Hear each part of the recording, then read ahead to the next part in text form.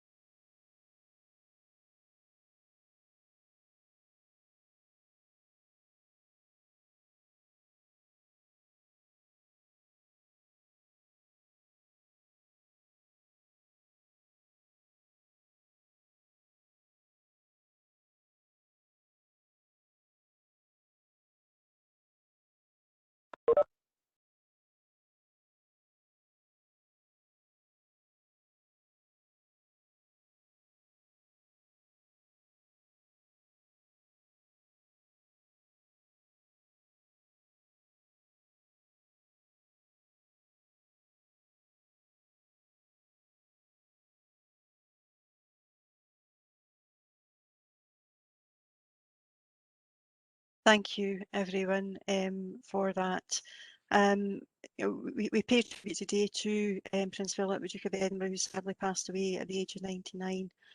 Over the last year, many people's lives have been impacted by the loss of someone dear to them.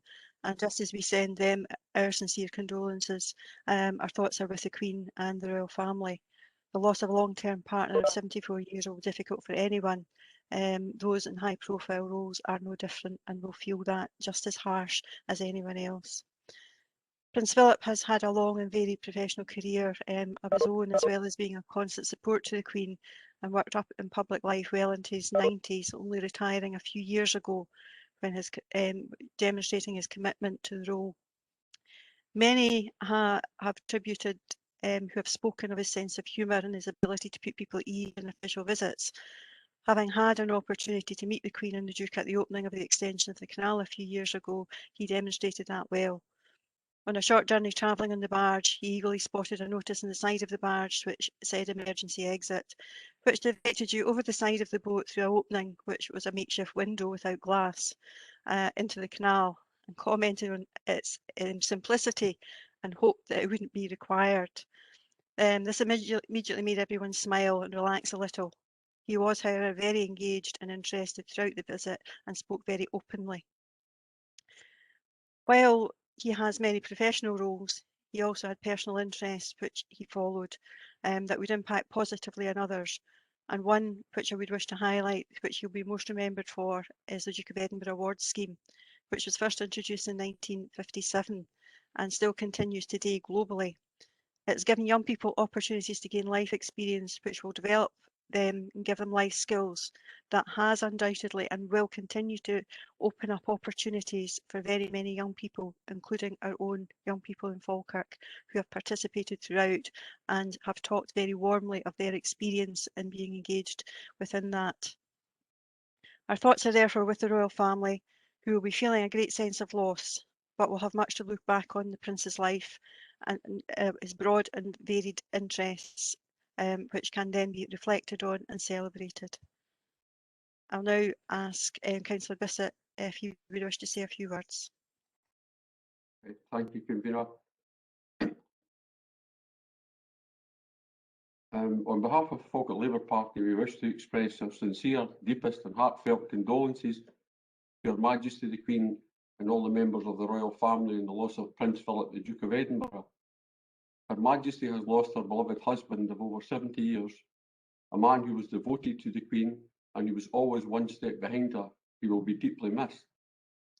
Prince Philip was the longest serving royal consort that there has ever been, and throughout his long life he committed himself with selfless dedication to Her Majesty, the British people, and to his many duties and responsibilities. He had to adapt to a different approach to the usual established way of working, where the man took the lead role. That change, I am sure, was noticed by many and perhaps helped bring about the modern relationships we see today. Prince Philip is indeed most recognised as a remarkable support to the Queen over so many years. However, he should also be remembered and celebrated in his own right as a man of foresight, determination and courage, and an environmentalist long before it became the norm. He created the Duke of Edinburgh Awards, which remain one of the most innovative and effective programmes for the betterment of young people anywhere in the world. The Duke of Edinburgh Awards have given inspiration and aspiration to and transformed the lives of so many young people. The organised events built confidence, resilience, teamwork, and created that esprit de corps. He will undoubtedly be remembered for his dedication and devotion to Her Majesty. He epitomised a life of selfless service to Queen and country. He was well respected by the military. Among other engagements, he was involved in the Battle of Crete and was mentioned in dispatches for his service during the Battle of Cape Matapan. He was also awarded the Greek War Cross in June 1942. He was appointed to the destroyer HMS Wallace, which was involved in convoy escorts tasked to the east coast of Britain, as well as the Allied invasion of Sicily. Prince Philip was known for his sense of humour, and I can attest to that. When Her Majesty was officially opening the Kelpies, she came along the line of guests and spoke to them. My council colleague, Councillor Kerr, nudged me and said, "Here is Prince Philip coming." Prince Philip stopped in front of me and simply said, "You're only here for a beer." My council colleague, Councillor Kerr, burst out laughing, and he reminds me of that to this day.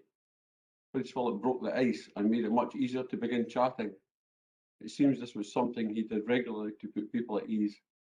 His service to Queen and country will and should remain an inspiration to all of us. Rest in peace, sir. Thank you, Convener. Thank you, Councillor Bissett. Councillor Kerr. Thank you, Convener. And I'd like to thank you for the opportunity for addressing the Executive for the purpose of paying tribute to the late Prince Philip, Duke of Edinburgh, who was only a couple of months short of his 100th birthday. He, as Councillor Bissett says, he was the longest serving consulate of the British in British history.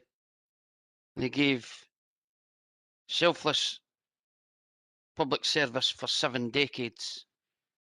He gave up his own ambition in the Royal Navy, where it was thought that he would have reached that highest position. He gave this all up when he married Her Gracious and Glorious Majesty Queen Elizabeth. As Robert has already said, he served in World War II in HMS Valiant at the Battle of Makapan. He was held in high esteem throughout the Commonwealth, and he knew what the modern day Commonwealth should be. As already stated, Convener, by yourself, he started the Duke of Edinburgh Award scheme, to which millions of young people have benefited from the Duke of Award. The successful in operating over the Duke of Edinburgh Award scheme is successfully operated in over 140 countries all over the world. He was Colonel-in-Chief of 8 regiments. He was patron or president or chairman of 992 organisations. And he was also the first president of the World Wildlife Trust. And as you have already stated, Convener, he was married to Her Majesty for 73 years. And it was there where his legacy will be remembered. Her Majesty once said, "He was my strength and stay." Convener, our thoughts and prayers are with Her Majesty the Queen and the royal family, and on this very difficult times. God save the Queen. Thank you, Convener. Thank you, and thank you, colleagues, for your patience and allowing us to pay tribute this morning. We can move now into our agenda. We have no apologies for this morning's meeting. Do we have any declarations of interest? No, thank you. We move to the minute of the executive held on the 9th of March. That's before you. Are we able to agree that that's a true record? Great. Yeah. Okay, thank you. Is there anything in relation to the minute that MD would wish any sort of feedback on that's not contained elsewhere? No. Okay. If we move to the rolling action log, Mr. Moody, do you want to say anything in relation to the action log? There's nothing I think I can add that's significant, Convener. The comments have been updated where appropriate and the log is available for questions from members. Okay, I'll open it up to any questions from members in relation to the action log. Councillor Kerr? Thanks, Convener. On page 17, ID 543, the biodiversity sustainable grass. It was asked that, I think it was one last executive, if we've published this to the public to say that we're going ahead with it, and it's just a matter of saying we're going ahead with it. Because I received an email from one of Douglas's team telling us that the actions that's taking place. I asked for clarification if this had been done, and I never received an answer back. So I just want to know if we've advertised it so that the communities can understand and know that we're doing it. Thank you, Convener. Okay, thank you. James Douglas, are you able to clarify where we are with that? Happy to do that, and I'll maybe bring Danny in just with an update on the latest work in relation to the engagement around this. Obviously, we gave the update to members, and that was sent to community groups, community councils, etc. But Danny, you would be more familiar with the specifics of any public notice that's been issued around this.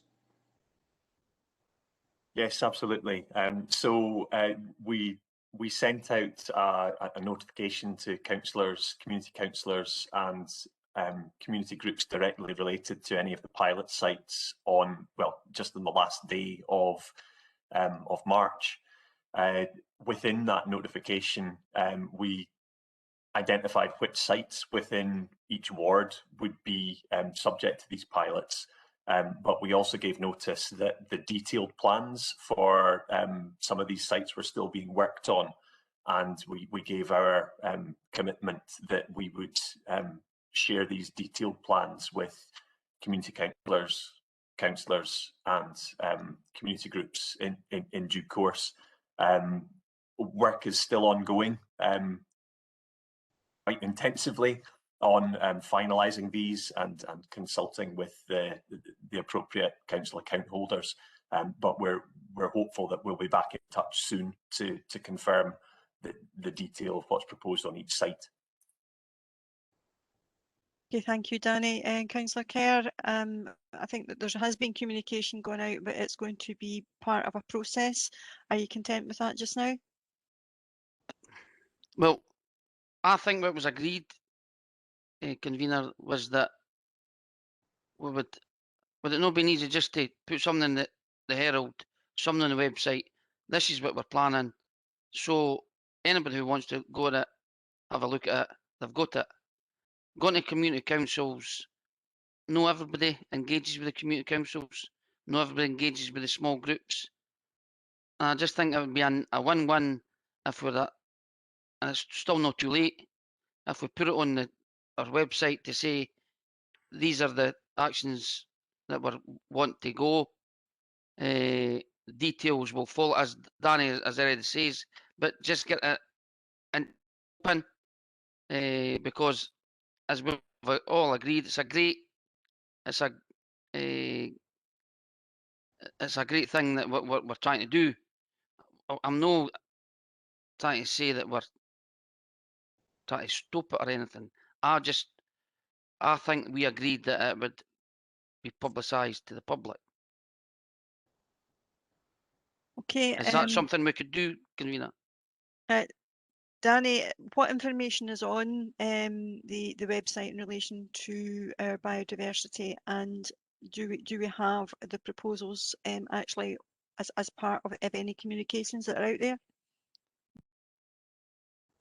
I mean, as I said, the detail of the proposals is still being worked up. Currently on our website, we have, I guess, we show our local biodiversity action plan, which has the grass management pilots as one of the actions that should be done. But there's no specific web page which deals with the sustainable grass management pilots.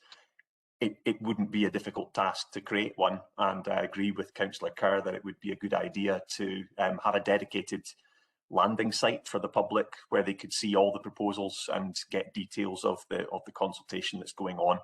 And I can certainly work towards producing that and putting it up. I think that might be helpful, and I'll just ask Councillor Gardner as the portfolio holder for any thoughts that he may have on that.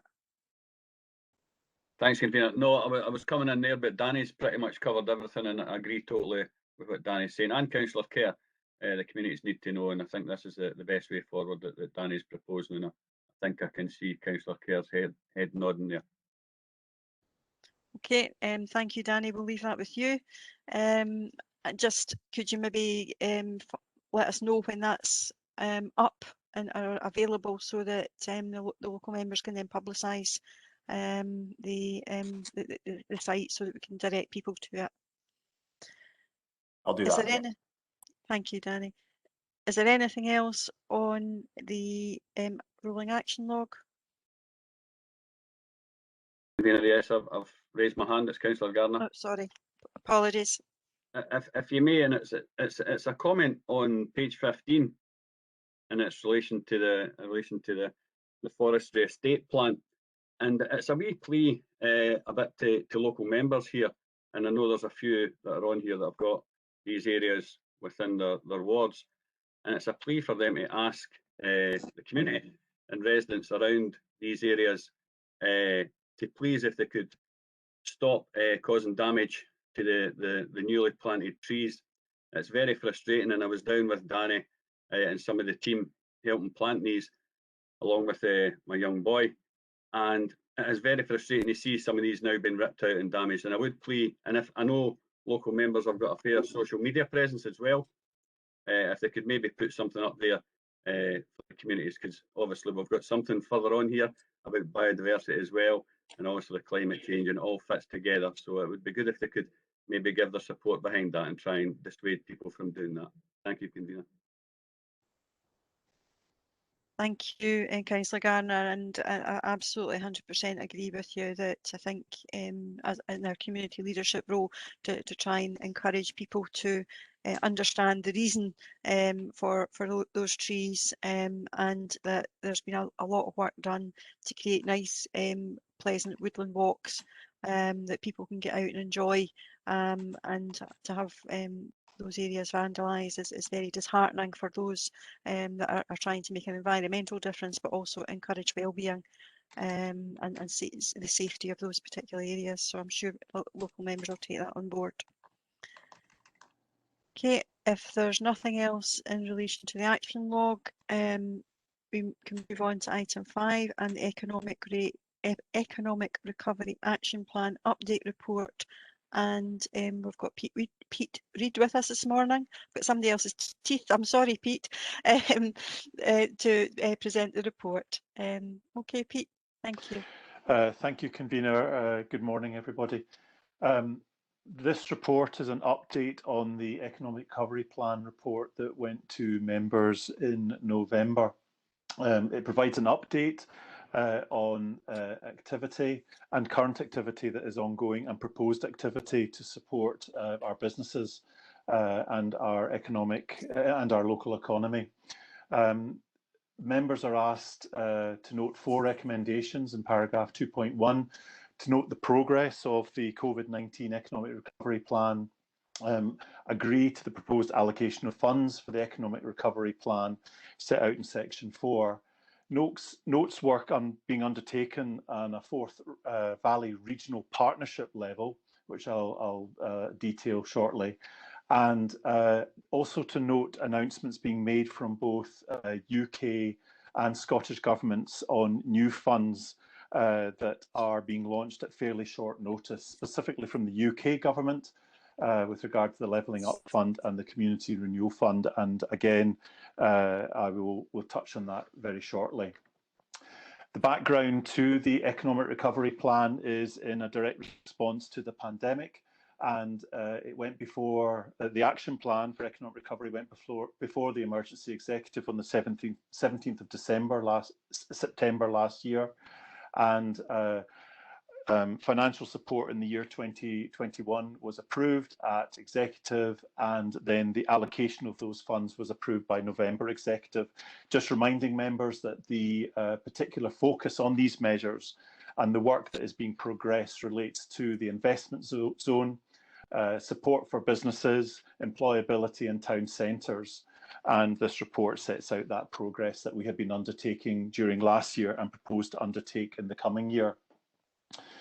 In addition to the funding for last year, the Council at its March meeting this year approved a further funding of £500,000 to support the Economic Recovery Plan, and this report sets out how we propose to allocate that and target that to support the areas I've already highlighted in the current financial year. Moving on to section 4, I think this section really does highlight the difficult place that the economy is very much in, and section 4.1 really sets out some critical stats as to the challenges that our economies are facing, our businesses and various sectors within our economy. We're all very aware of the impact on tourism, but we're also very aware of the impact on retail. And actually the stats that we can see there clearly articulate the national economic background that we are continuing to function and operate in and support businesses, and businesses themselves are continuing to operate in. Critically, as well as I would draw to members' attention is the specific impact on employability, and especially for those in the cohort group ages 16 to 24, and the significant challenges they're facing, that whilst going on into positive destinations from our schools, they are still facing significant challenges in terms of employment opportunity, and what we are seeing there is a substantial increase in youth unemployment rates. We're now seeing some of the highest since 2015. That then reflects in some of the employment activity that we are supporting through the Economic Recovery Plan. Additionally, businesses are still very much operating within the Scottish Government strategic framework, and clearly Tier 4 restrictions have continued to have a direct impact on the operation of businesses since that came into impact in January of this year. There are 4 areas that specifically economic development are working on to support our economy. The first of these has been, over the last year, significant efforts to manage the Scottish Government's COVID response grants. There's 20 different grants that both economic development, revenue services, with the support of our ICT colleagues, have been managing to get funds quite often maybe at fairly short notice to various sectors. And paragraphs 4.3 through to 4.5 really highlight the level and diversity of these funds, with a total of approximately 5,700 grant awards having been assessed, with a payment of £38 million being made to local businesses within the Falkirk economy. That is just the Falkirk Council area. That doesn't include the last area of support that was announced by Scottish Government, which is the Restart grant, and the payment of the Restart grant will be made this week, early next week, to all businesses that have already been receiving the Strategic Framework Business Fund, which is the last major grant that the Council has been managing and paying out to businesses. So significant support for businesses and administration by Falkirk Council or Scottish Government grants to businesses, and that's taken up a significant amount of effort by Council employees to ensure timeliest payments are made to businesses in our area. In addition to that, we have been continuing to deliver the economic recovery measures highlighted in the November report, and paragraph 4.6 onwards really highlights the areas that were approved spend in and what we have been doing. And the critical areas that I would draw to your attention is the additional recruitment support to Falkirk Towns Limited to deliver additional support into our district centres, and additional recruitment support to our employment training unit, who have been able to start directly approaching businesses, looking to try and address some of the specific employment pressures that we're seeing in our area, and the recruitment of staff to enable that to happen. And I'm pleased to advise that we've seen certainly in the order of between through the employment programme in the order of between 10 and 15 businesses supported through that since November, and within their town centres 30 businesses supported, especially with regarding to trying to support retailers and small retailers move to a digital platform and digital trading, this being a specific area of support that we're offering.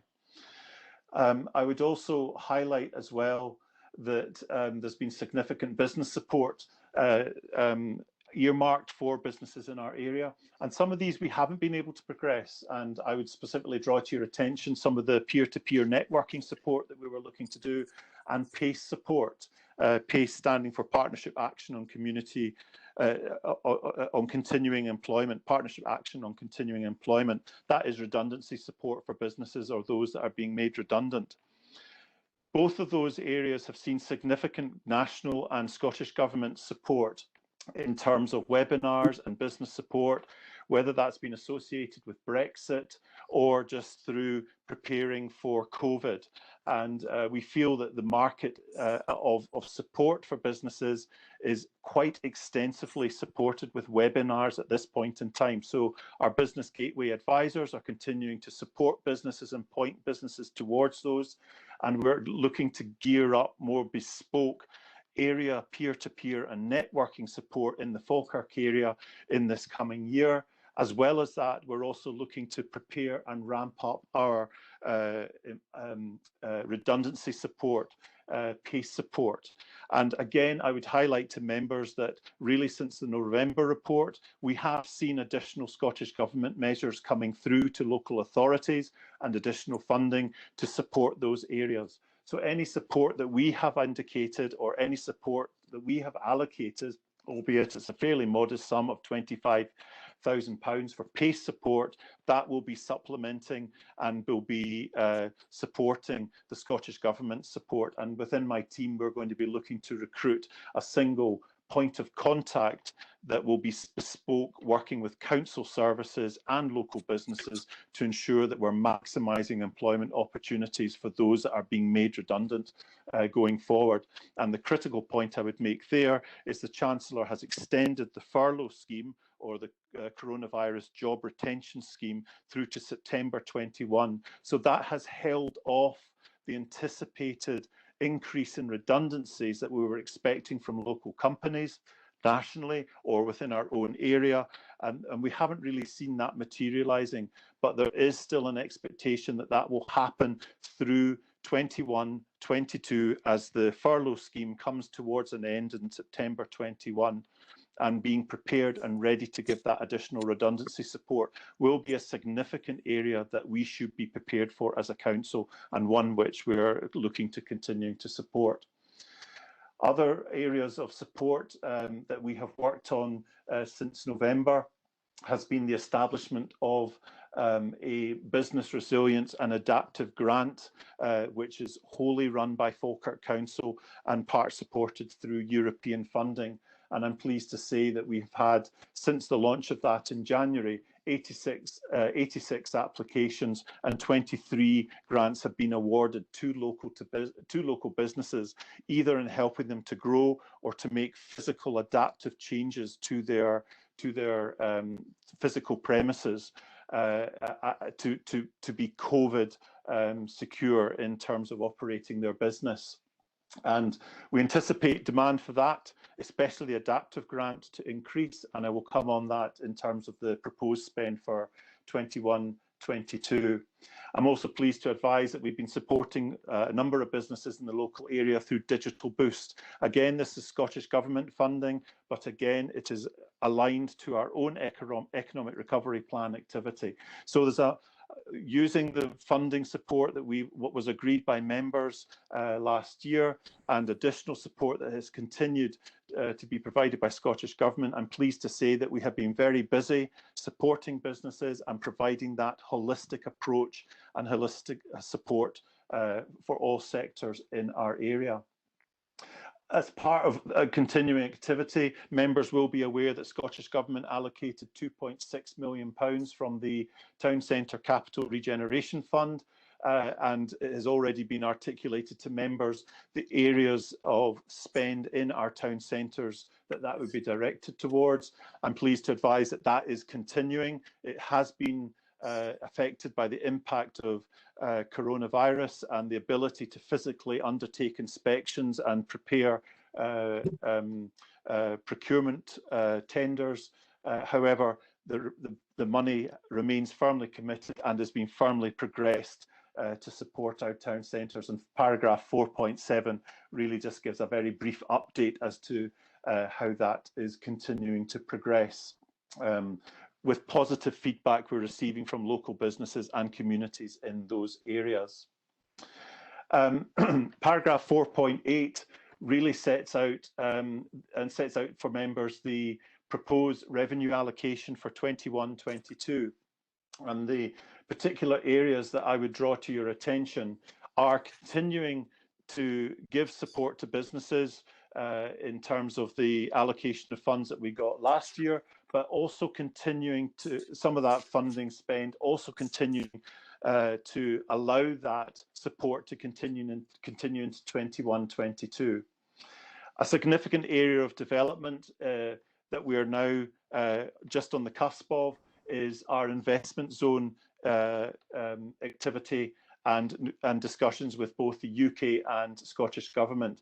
And a revised business case, members will be aware, was submitted back to both governments based on an allocated fund of £90 million. We're still very much looking to finalise that with both governments, and when that spend and outline business case is finalised, we will be coming back to members with an update. However, at this present time, we continue to give updates to group leaders and portfolio holder and shadow portfolio holders as that work is progressing. But critically, there's elements of the business case which now need to be developed, and we're working very closely with Scottish Enterprise on some core aspects of that. And one of those is looking to develop identified net zero carbon opportunities in Grangemouth with stakeholders and with Scottish Enterprise, and the development of a carbon capture and sustainable manufacturing campus, really looking to set the foundation and the framework for new industry in the Grangemouth area, based on carbon capture utilisation, Grangemouth being one of the largest carbon emitters in Scotland and a significant national issue. And so some funding is required to help us to develop some of the technical aspects of that, and we will be looking to progress that this year. Additionally, through employment support, I've highlighted the significance of employment support into our local economy. And again, we're looking to continue to support the 2 additional recruited posts in the employment training unit for a further year. And actually, the report is making a request where we are looking to undertake additional recruitment within our employment training unit and Falkirk Towns Limited, that members agree to the funding support of that recruitment into 22-23, as well as in 21-22. The additional support for our employment training unit will allow specific support of continuing of programmes specifically targeted at the 25+ age band, and which already we're getting various success and degrees of success coming through from our employment training unit now, and this work will complement the significant work that they're being required to deliver through the UK Government's Kickstart and also the Scottish Government's Youth Guarantee Scheme. Both of those schemes targeted at the under 24-year age group as well. So they're very, very busy in terms of rolling out these programs to businesses, engaging with businesses and looking to bring unemployed people or those that haven't been able to secure a positive destination back into supported employment, and also enabling businesses to find additional support to enable the businesses to make that step. But again, I would highlight, because of the continuing furlough scheme and challenges that are facing businesses, businesses are taking slightly longer to engage or slightly longer to participate in these programs, as businesses themselves are maybe not too clear what the immediate short-term future is for them with regard to staff recruitment or their own particular employment situation. Support of our town centres continues to be absolutely significant, and again the report looks for continued support of the 2 additional posts recruited at Falkirk Towns Limited to target and support our district centres, and to continue to offer targeted support to retailers within our district centres. And finally, topping up the adaptation grant. I mentioned the resilience grant and the adaptation grant, but specifically we're looking for the adaptation grant to be topped up to support businesses as they look to reopen, as they look to re-engage within the community, to ensure that businesses can get some support for physical costs associated with adapting their premises to make themselves trading ready. I also mentioned activity ongoing on a Forth Valley regional basis. Rather than just looking in isolation at the Falkirk Council area, we're working closely with Stirling and Clackmannanshire councils at developing a Forth Valley economic strategy for our area. This will very much complement work being done on a Forth Valley planning strategy, and this will reflect the need to articulate to both UK and Scottish governments when we are being presented with funding bid opportunities which are coming in fairly fast at the moment, and we have to be ready to respond to those in terms of drawing down match fundings into our area.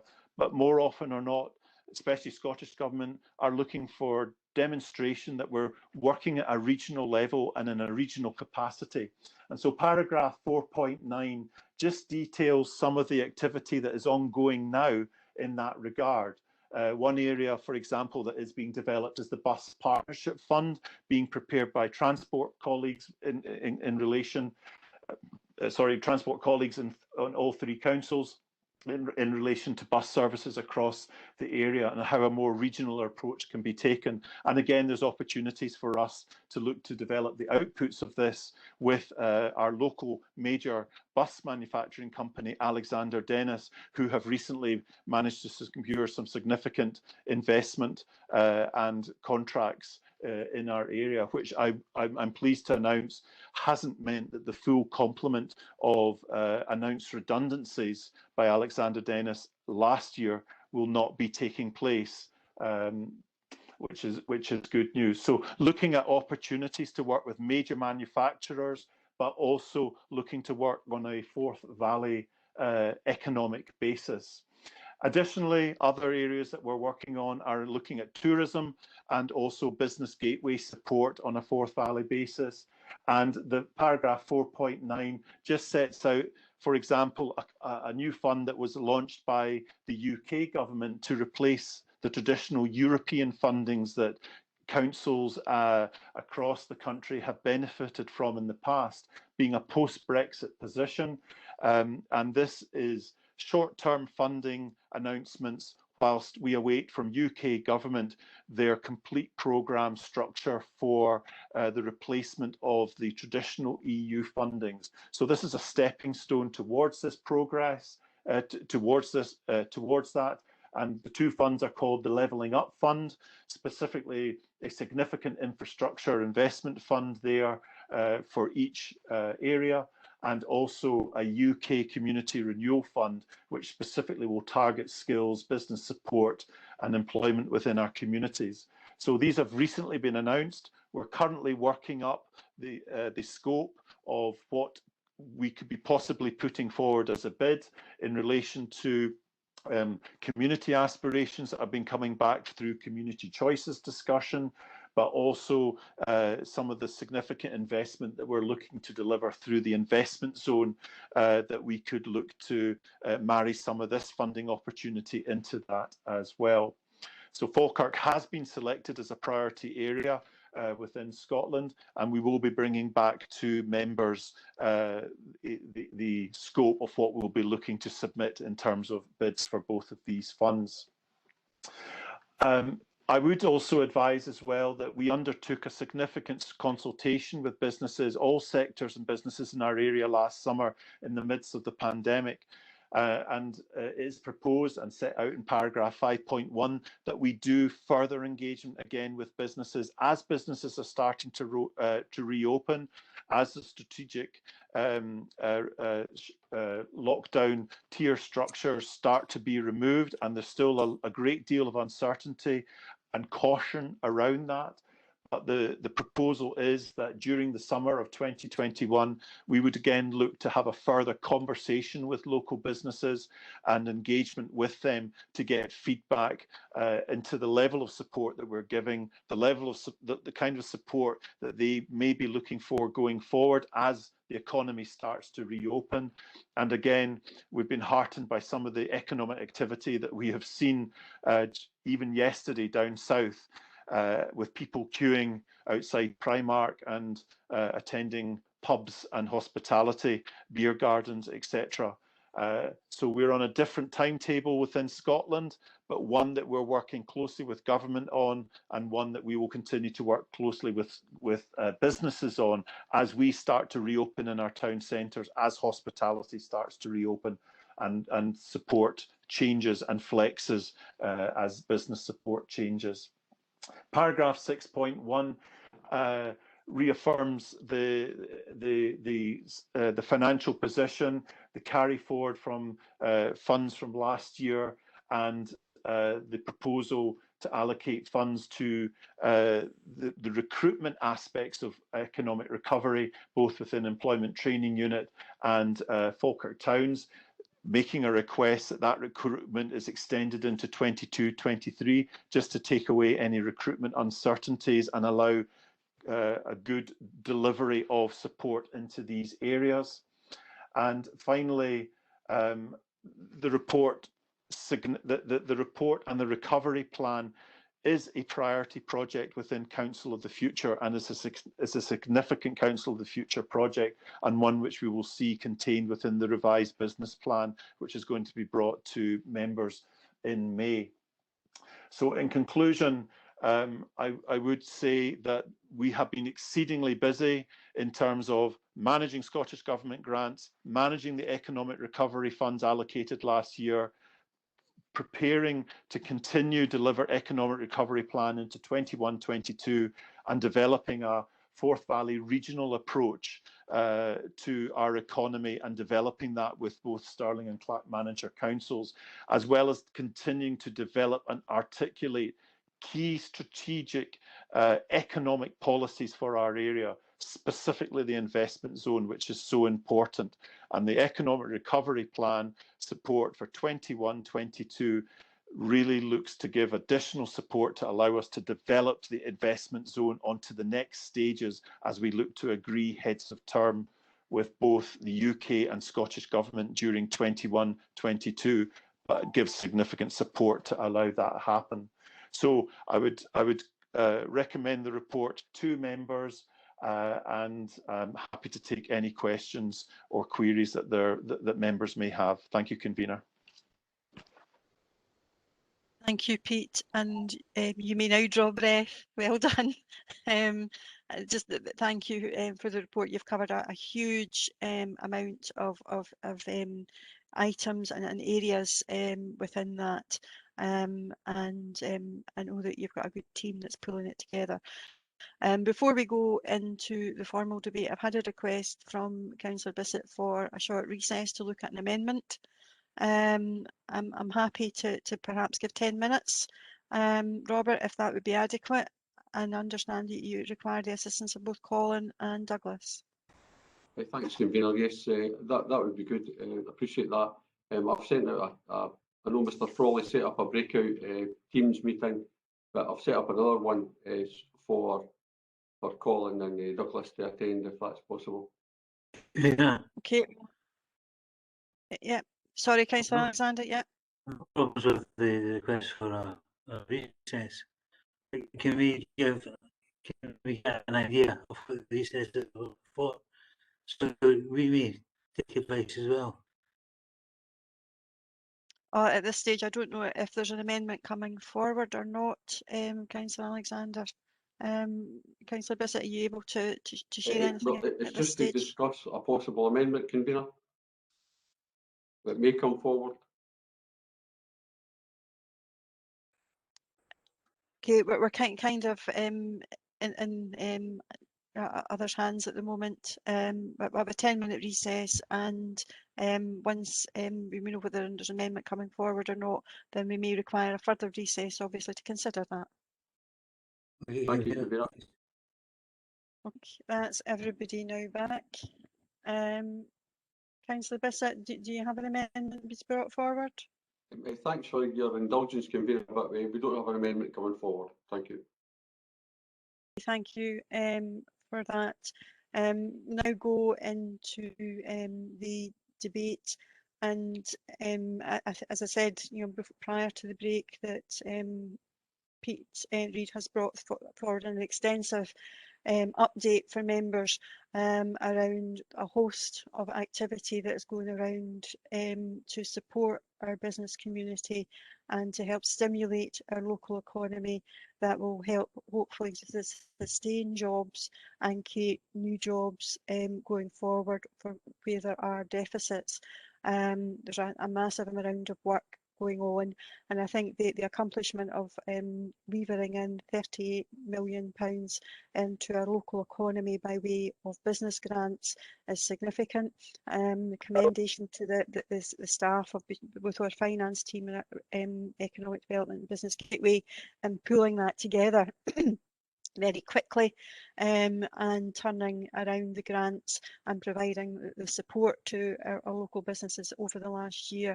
I think that is significant, and we were one of the first to set up a cross service scheme in order to actually deliver on this, and I think that's been recognised as others then look to copy everything we're doing.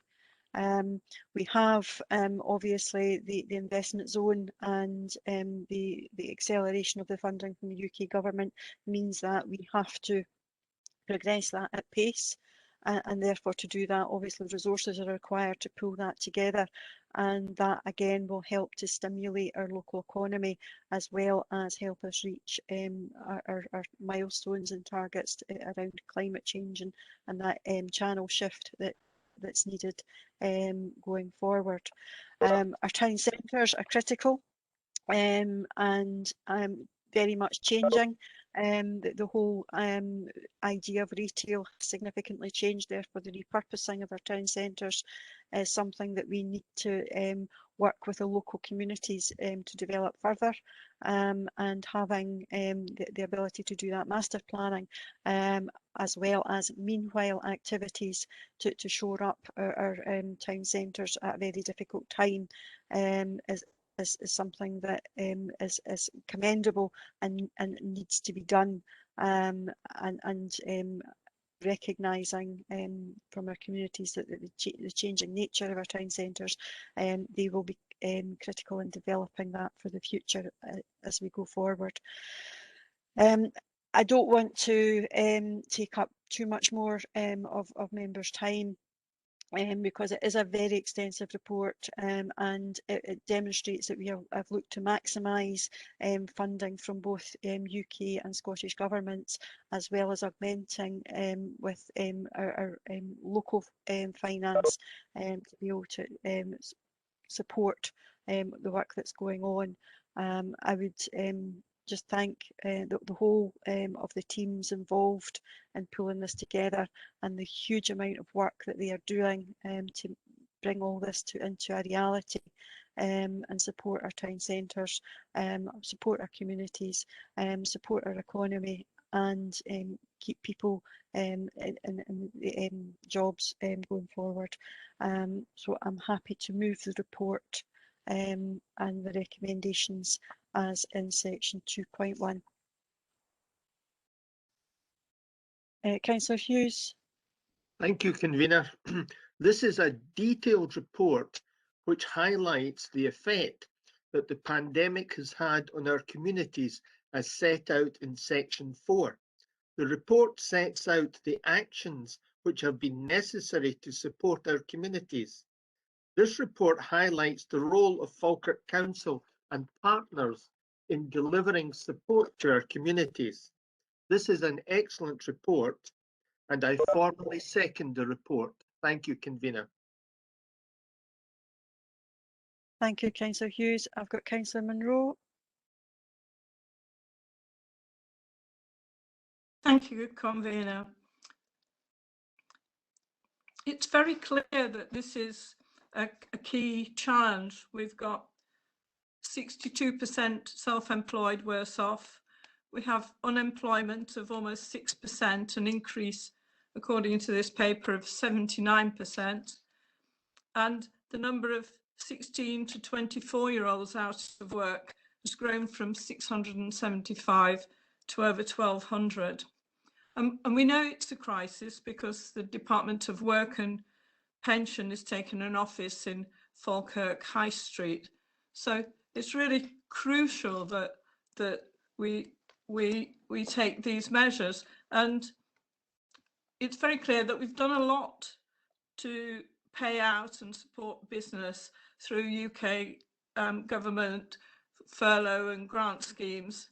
And we also list a lot of other past initiatives. But I do have a concern that, you know, what action are we taking now to help each ward? What initiatives do we have to help business startups in rural areas? What business units do we have, and where are they? Are they all occupied?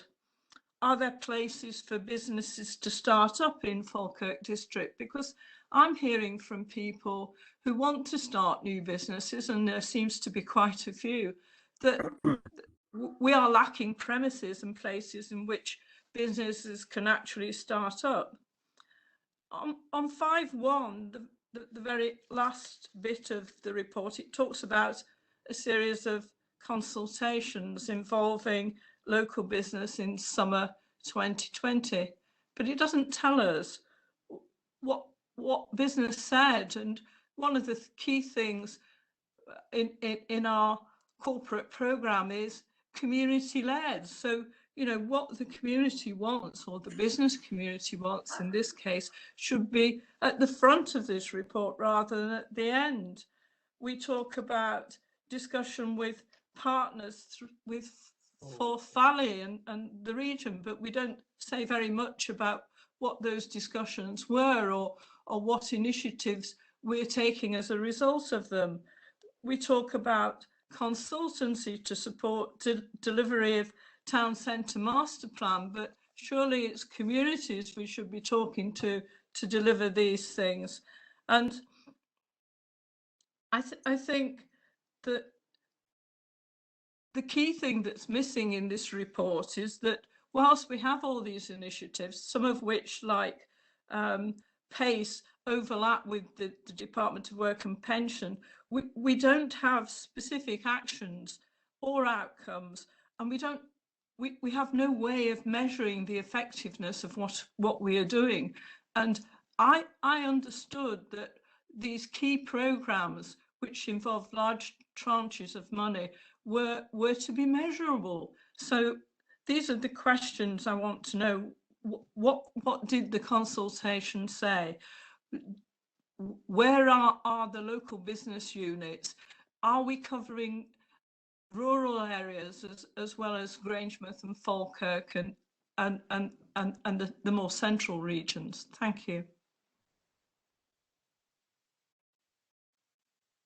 Okay, thank you, Councillor Munro. I'll go to Pete Reid. I've got other speakers. I've got Councillor Bissett and I've got Councillor Alexander as well, but I'll go to Pete to feedback on comments that you've made, Councillor Munro. Thank you, Councillor Munro. I'll try and answer or recall all the points you were making. However, I think the critical one I would come back with first is the consultation with businesses in the summer of 2020. That very much formed the backbone of the economic recovery plan that was reported to members at the emergency executive in September, and I can arrange a copy of that to be sent to you. And really, it was taking the feedback from businesses that helped shape the economic recovery plan that we have today going forward. In terms of support to businesses across the broader area, we are targeting this economic recovery plan into our town centres and district centres, but the employment opportunities are for everybody gets that support, and businesses across the area will be supported by Employment Training Unit, or those seeking employment will be supported by Employment Training Unit. All the PACE outcomes are measurable. There are reports that we do in terms of the additional funding that we've been given by Scottish Government to supplement PACE activity. We work very closely with our partners at DWP and also the skills. Apologies, it's gone right out of my head. It'll come back to me. Apologies. The Scottish arm of the employment activity that we undertake, that we do report, and these are captured in also local government benchmark framework reporting that will come back to the council and to various scrutiny activity. Skills Development Scotland. That's it. Apologies. That will come back to committee. In terms of accommodation, I think that is a challenge. We have seen where new accommodation has been introduced, it has been picked up very, very quickly. Unfortunately, the council do not have the capital investment that would allow us to create such facilities. There's also such a large increase of home working that is being experienced at the moment, and we're seeing a lot of businesses and New Start developing in houses. However, we do have accommodation within business centres, and our asset team are there to support any inquiry from anybody looking for accommodation. And a key aspect of what we're looking to push through the place principle and master planning, which we will be working very closely with our communities on, and communities will be at the heart of those place demonstrators that we are place principle demonstrators that we'll be looking to articulate and target at this point in time in Grangemouth and in Falkirk. The communities will be very much at the heart of that, but we are looking at, for example, a lot of empty accommodation in our town centres, and working closely with planning colleagues, where we're looking to take a much more flexible approach to what maybe has traditionally been a shop, could then be considered to be converted into an office. But where we have seen the private sector taking a lead on that, uptake has been very, very quick. And if there is funding opportunities for us to look to introduce such facilities in the future, then that is something we will closely monitor. However, we have a business centre in Denny, we have a business centre in Bo'ness, we have a business centre in Falkirk, in the Falkirk area, and these are areas that we will continue to monitor closely in terms of availability. So I think it's very much taking a lead from where the market is, what accommodation there is available, and we're certainly here to support, through our Business Gateway team and our business advisors, a holistic approach to supporting businesses. So if a business has, as well as traditional business support or digital support or startup support and growth support, are thinking about accommodation as well, then speak to the business advisor, and we'll be happily to take that in-house approach in advising that person as to where there may be accommodation and what websites to look at in terms of what landlords might have, private landlords might have, or what the council has. And we'll be happy to support businesses in that regard. I hope that covered the majority of the points that you were asking. Could I just ask, Pete, what initiatives do we have for rural communities where there may not be many places for them to make business startups or opportunities in terms of premises? What strategy do we have for that? Falkirk Council leads on the delivery of the Kelvin and Forth Valley Leader programme. That's a European funded programme managed through the Scottish Government. And we have been supporting communities strongly in these rural areas in terms of the programme. And that has, funding has been given to communities to create new space, to take the lead on creation of that new space, of commercial space, or supporting conversion of buildings, supporting farmers, for example, in bringing in self-catering accommodation, or supporting communities in developing footpaths or interpretation of key areas of heritage, for example, within those communities. So that Leader programme operates across Falkirk, North Lanarkshire and Eastern Bartonshire. Falkirk Council is the lead on that. It is based within my team. Originally it was Corporate and Neighbourhood and then came into my team, Corporate and Housing and then came into my team. And that programme is just shortly to come to an end in October of this year, in line with the end of European funding.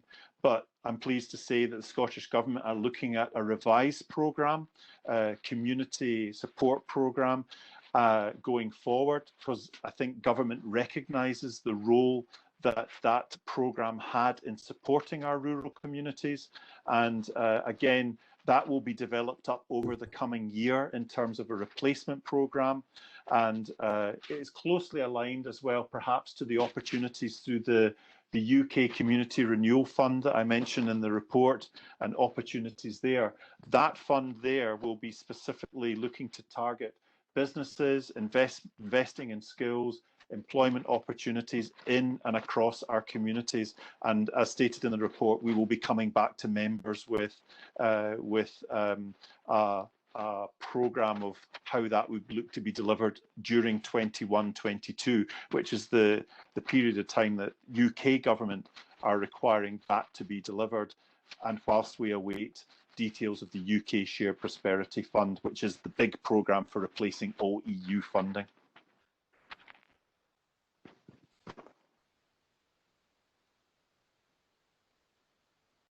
Okay, thanks for that, Pete. It was quite an extensive answer. I've got Councillor Bissett, then Councillor Alexander. Thanks, Convener. I'd just like to thank Pete and everybody else involved in getting these grants out the door. It's been quite a task, but as the monies came in, they're very quickly and efficiently went out to those who need it. And can also just welcome Sophie Dick to this meeting, she's a graduate trainee, and she's here to observe how these meetings function. Very comprehensive report. No great deal to say, but I've got a couple of questions, observation, a couple of questions, and reserve the right to come back in. Clearly, I had a meeting the other day, Councillor Goldie and I, with Pete Reid and Douglas Duff, got a comprehensive overview of from the investment zones through to the development at the old bars factory in Camlin. Town centre, there's a great deal of work going on, and as you said, convener, there's a need for a master plan.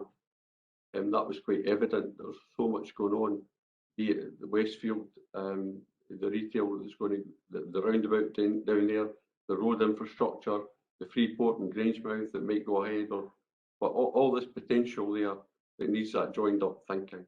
But this report is essentially about economic recovery and supporting the local businesses, and indeed it does that. But for me, the lifeblood, the Falkirk district is the small businesses, and we really need to support the small businesses and give them whatever support we can and a hand up, and anybody that's wanting a new startup, to give them the support. And there's a lot of empty places, particularly in Grangemouth, that could be filled. So I think there's scope for improvement there, but we need that support needs to be ongoing. I'd just like to ask a question around the 4.9, around the bus partnership fund. It was really every year in the budget, it generally comes up, and this is maybe a question for Mr. Duff. It comes up that there's a significant cut in the bus subsidies, and particularly up in the rural areas like Salmarian, Limerick, Avonbridge. And I just wondered if this bus partnership fund might prevent these bus subsidies coming up for a cut every year, if there could be some joined up thinking. And my other question was around the Levelling Up Fund. Do we have any shovel-ready projects? Are we working on some projects that we can put into a bid for this funding? Thank you, Convener, and reserve the right to come back in. Okay, Mr. Duff, you want to respond in relation to the bus partnership and the Levelling Up Fund? Yeah, happy to do that, Convener. So in relation to bus partnership fund, those monies are principally for investment in infrastructure to help enhance bus services and increase their use. So it primarily is going to be directed towards main corridors and hubs where bus services can be promoted and given priority in their use, that hopefully will lead to increased use and reducing congestion. So that's the kind of main focus of it, and therefore the funds aren't really able to be directed towards supporting services per se. Clearly, we have in the past put forward bus service subsidy reductions. That's as a consequence of the budget pressures that we're all facing and needing to consider those areas of non-statutory service that we support. The subsidies are clearly discretionary and therefore fail to be considered in that way. But we would hope that through the measures that we would want to promote in the bus partnership funds, that we can enhance the provision, increase use of bus services overall, and that may lead to easing some of the pressure in subsidy. That's a long way to go. Clearly bus services are struggling at the present time, but in overall terms, that's the longer term ambition. In relation to levelling up, we're looking at this quite carefully just now. It is recently announced, it's only come out in the past few weeks, and we had a briefing with the UK government last week on it.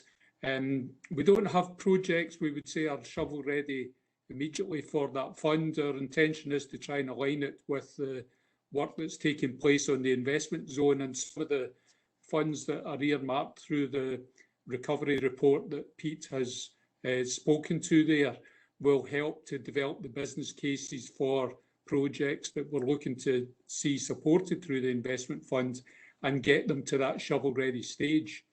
What we're trying to do is keep all that working in tandem, so that perhaps what we may look towards is that the levelling up funds could help deal with some of the projects, or perhaps one priority project in the investment zone that could be the source of the levelling up fund, could be the source of support. So not shovel ready just now, but that work is underway and will be helped through the additional support that's been made available, and we'd look to take it forward in that way. Thank you. Okay, thank you. I've got Councillor Alexander, I've got Councillor Cairn, Councillor Coombs, and at that point, I think I'll look to wind up the debate as there's no other amendment. Okay, Alan, see there's no amendment in this, so and everybody appears to be in agreement. So if we could keep our contributions reasonably brief. Councillor Alexander. Convener, thanks for that. This is one of the most comprehensive and detailed reports this Council's ever received. It's one of the most complex issues that we've tackled, and I believe that the department deserve recognition for that fact. It's an incredibly small unit that produced this document, incredibly small unit that are delivering on a daily basis for Falkirk Council and for our electorate, that in an area that's incredibly complex. We can really make a choice here, colleagues. We can either accept reports such as this, reports that give us the answers to the questions that are there and there to be answered, or we can have our staff writing needless master plans or needless additional reports for consideration. We don't work in silos, and that may come as a surprise to some of our members. We don't work in silos. We work with the each part of the economic development strategy, for example, fitting in a jigsaw-like with its other parts. And so we've heard that today, that most of the questions that were asked by, for example, the members this morning were answered quite comprehensively. It doesn't take a genius to work out the fact that our staff are working at pace at the moment. And it's a pace that is probably unsustainable, if the truth be told. So we need to keep staff producing the information that we require, and not getting sidelined. And that's unfortunately the potential today to be sidelined, and that's unfortunate. In terms of business startup, for example, we opened 3 new incubators, new business incubators, back in the mid noughties. The 3 new incubators are concentrated very much on providing premises and advice and the package, support package for the businesses that were in there, and that's a legacy that we shouldn't ignore that legacy, and I'd certainly like to hear an update from Pete as to the future of these incubators, if they're still going. My recollection is that they're not, and that's something we may wish to have a look at. But in the meantime, Convener, this report is an excellent report, and I cannot understand why anyone would believe that the be improved by siloing the department, by distracting the department, or by the department of its own particular schedule, which is very clear, is meeting national as well as local government criteria. Okay, thank you, Councillor Alexander.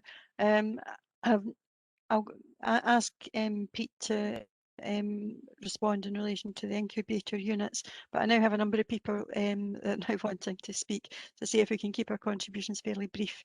Pete, do you want to respond in relation to the incubator units? Yes, as far as I'm aware, the business centres in Denny, Bowness, and in the Grangemouth area are very much still operating. But what I will do is get an update from the asset team with regard to the position of them, and we'll come back to committee with an update.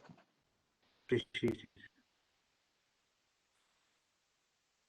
Okay, thank you. I've got Councillor Kerr, Councillor Coombs, Councillor Nimmo and Councillor Reid. I'll take them in that order. Councillor Kerr. Thanks, Convener. I'll be as quick and brief as possible. A couple of questions for either Douglas or Pete. On page 23, regarding the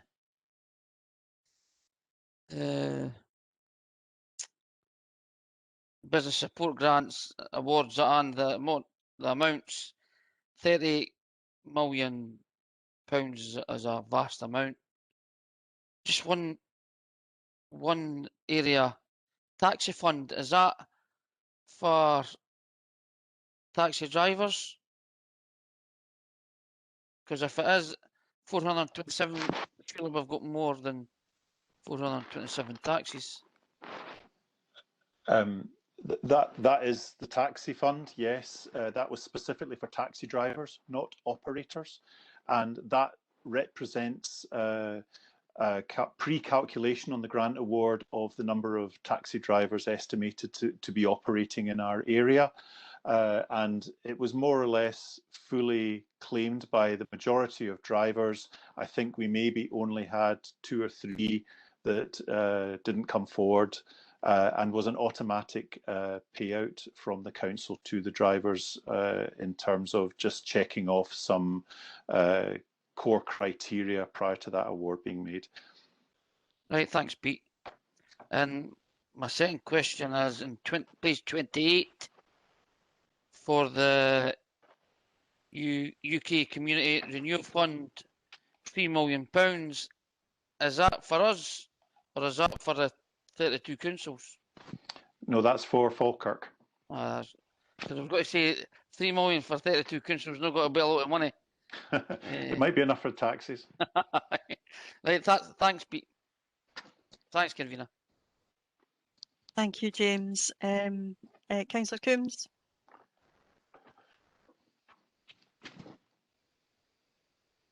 Thanks, Convener. As has already been alluded to, it is an excellent report, and it proves, as if proof was necessary, that Pete and his team are doing amazing work, always did, and especially now to help us come through this pandemic. And it is a lot of good news, albeit along with every other councillor, I'm sure we're saddened that when we went with our beg and bowl for 295k and we ended up with 90. But we are where we are, as I say, and I'm sure that they'll do their best to get whatever funding is available out there. I'm going to talk about the Bus Partnership Fund as well. I actually went onto Transport Scotland's website and I noted that the criteria encouraged quick wins for small-scale infrastructure projects that can be adopted by councils, as the Roads Authority, obviously, that gives priority to buses. And Douglas mentioned that it's infrastructure rather than bus services, which saddened me a little because I was hoping that we might be able to get a Sunday bus service through Airth and obviously all the other rural areas that had their services cut. So we're going to be able to have bus lanes, but with very few buses, however. This council also has in its gift to prevent a proposal to divert the number 2 bus to Bowness via Whole Flats Roads, which will cause extra travelling time. Although the planning permission, as we know, granted permission against the recommendation of his own reporters, and the accompanying stopping up order is still before this council to determine, and it has been since January 2017. Now, as Pete has already mentioned, INEOS or Grangemouth produces the largest carbon emissions in the whole of Scotland. I would like to ask officers that they be instructed to prepare a report for the application of this stopping up order so that the uncertainty can be resolved for the people of Bowness and the bus users so that they can be assured they'll no longer face the threat of that lengthy diversion. Given that the whole idea of this closure of the Bowness Road is to allow the fossil fuel industry to expand their operations, if the SNP are really serious about bus priorities and about net carbon emissions, it should be given priority to the bus users of Bowness. And I understand that I'm asking for another report, but I'm asking for a report on an issue that has been sitting with the council for 4 years. And Councillor Alexander's mentioned needless reports. I don't think that there's any such thing as needless reports. I think for us to be open and transparent, we need to know, and more importantly, the members of the council, the members of the public need to know what's going on with these very important public issues. Thanks, convener. Okay, thank you. As the issue of the stopping up order, etc., is not on today's agenda for discussion, I don't think we can go into a discussion on this today. However, it might be helpful if Mr. Duff could perhaps bring something forward to members, an update on where things are and what has been happening in relation to that, by way of either a briefing or a report. Because I know that it's not just been a case there's been nothing happening. There has been things being done to try to progress matters. I don't know if you want to very briefly say something just now, but I'm just very aware that this could take us down an avenue where we don't have a remit today. But if there's an agreement to bring back something to members by something more comprehensive, and that's fair enough. I'm happy to accept that. Douglas? Even just, sorry, thanks convener for your indulgence, and understand that, but as I say, I mean, we are talking here about 500 million making buses a priority, and I'm just seeing a conflict of interest of these priorities. My main question is, it's 4 years, and obviously there was a lot of public concern at the time, and we all voted unanimously against the closure of that Bowness Road, and the impact that it'll have on public transport. And also it's got a twin interest with the environment portfolio issues. I appreciate that, Councillor Coombs, but the Bus Partnership Fund isn't solely around Bowness and Grangemouth. It actually covers the whole council area, not discounting those areas. But I do think we need to be very careful about not going down an avenue and getting into a debate today on something that is not before us and we cannot take a decision on. But I'm happy that we do get a report. But maybe Douglas can maybe very briefly give us a comment just now and give a commitment to bring back something to members in due course. Happy to do that, convener. Yes, our officers have been working on this and in liaison with INEOS and their technical advisors, looking through the detail of the schemes that are going to be necessary to implement in order for the stopping up order to be reported to the council for a final decision. Clearly the principle of it has been established, but there's a detailed report necessary on that, which will need that work to be completed. But I'm happy to get a fuller update for members brought forward. Thank you, Douglas. Thanks for that, Douglas, but I think 4 years is a long time. I think it's not been without its challenges, Yeah. and we have spent a year in a pandemic where there's been limited resource available as well to do that. But we do have a commitment to get something to members, and within that, hopefully there'll be a timescale to bring it to a conclusion. Okay, Councillor Nimmo. Yep, thanks very much, convener. I just have a number of questions for officers. It's a very detailed and comprehensive report, as it's already been said already, and I'm sure there'll be future reports coming forward with just as much detail. The first question relates to the carbon capture situation. There's been a lot said about that and the situation that Grangemouth finds itself in. There's been discussions in the past regarding what I believe is a redundant pipeline which runs from Grangemouth to, I think it's Aberdeen, and that has been mentioned in the past as being potentially used as part of the carbon capture process.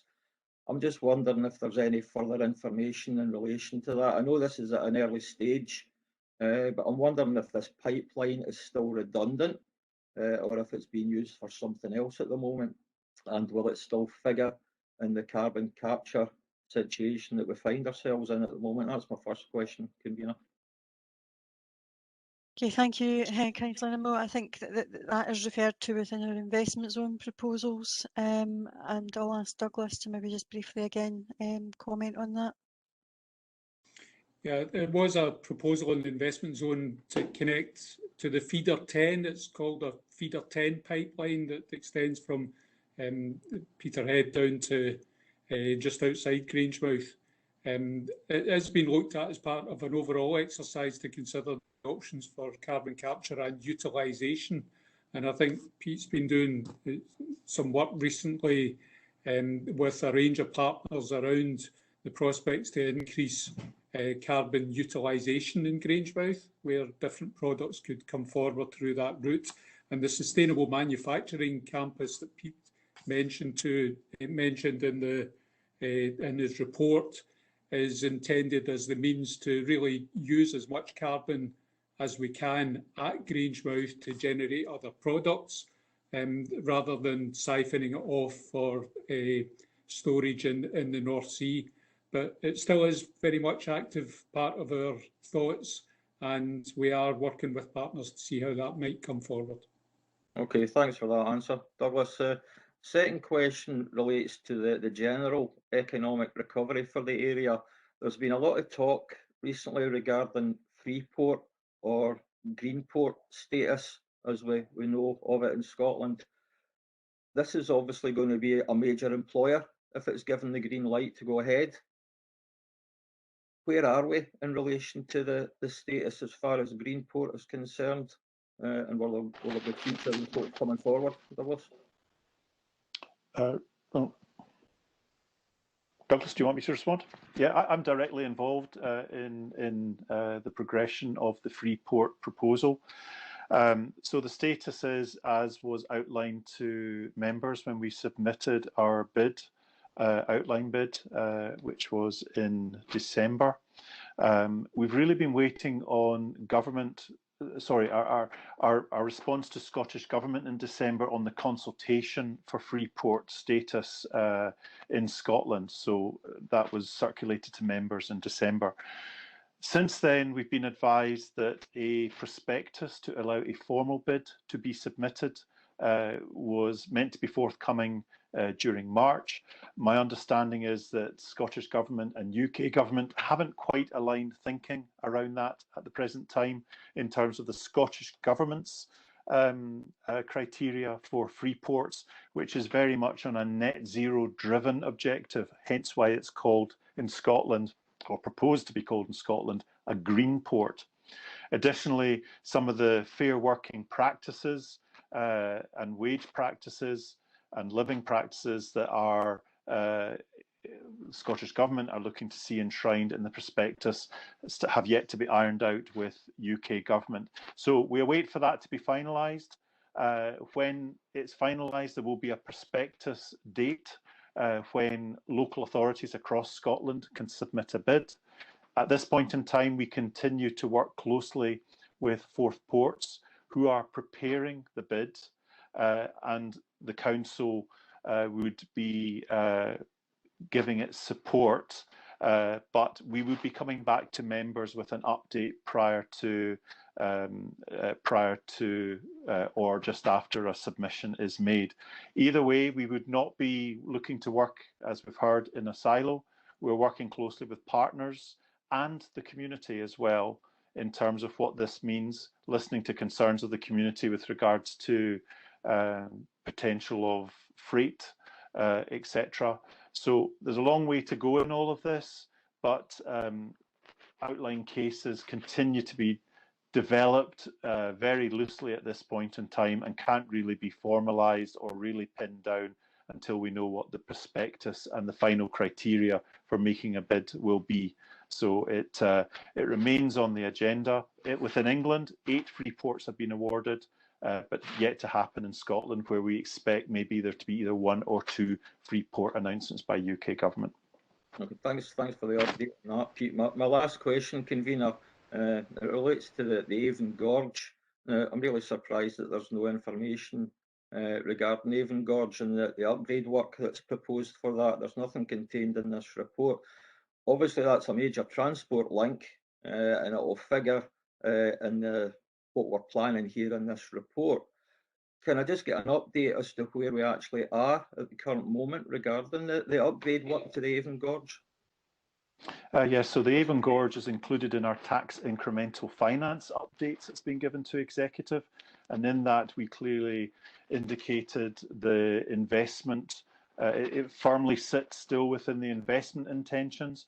It will be a tripartite investment that will be made. So it will be our tax incremental finance allocation to Falkirk Council. It will be a capital input from West Lothian Council and a capital input from Transport Scotland. And I'm pleased to advise that discussions to look to bring that to a continuing focus of delivery are progressing amongst all 3 stakeholders. Thanks for that update in relation to the Avon Gorge, Pete. We still don't have a start date for this project, which I think is just totally unacceptable. The number of years that this has been lying on the books, this should have been prioritised by the Scottish Government. And just on that, with Michael Matheson being the Transport Secretary and a local MSP for Falkirk West, I would call on him to prioritise this project and make sure that Falkirk Council is provided with a start date for this, so that we can kick this project off. Thanks, convener. Just on that, I understand that there's had to be some redesign work carried out in relation to that, and that has had to be carried out before we could agree any funding, as the costs had changed, and as a result there has been a delay in that. But I can assure you that Michael Matheson has been progressing the Avon Gorge, and indeed had by now would have hoped to have announced the Scottish Government's commitment to that. But as a tripartite, that each of the authorities have to do their bit, but the redesign work and therefore the refinancing of that had to be taken into account in relation to our TIF and the Scottish Government's contribution. And you know, that there are many projects that have been held up for many years, and all we have to do is look at the Den Eastern Access Road as an example of that. Okay, if we can move on to the final speaker, which is Councillor Reid, and then I would look to close this debate. Pat? Yes, sorry, convener, I meant to comment. Are you hearing me double of you? I just No, I appear to have gone schizophrenic, and I'm on twice. All right, okay. But so I can't hear very well, but you can hear me okay? Yeah, we can hear you okay, Pat. Okay. First of all, could I welcome Councillor Alexander back to meetings in full health, I hope.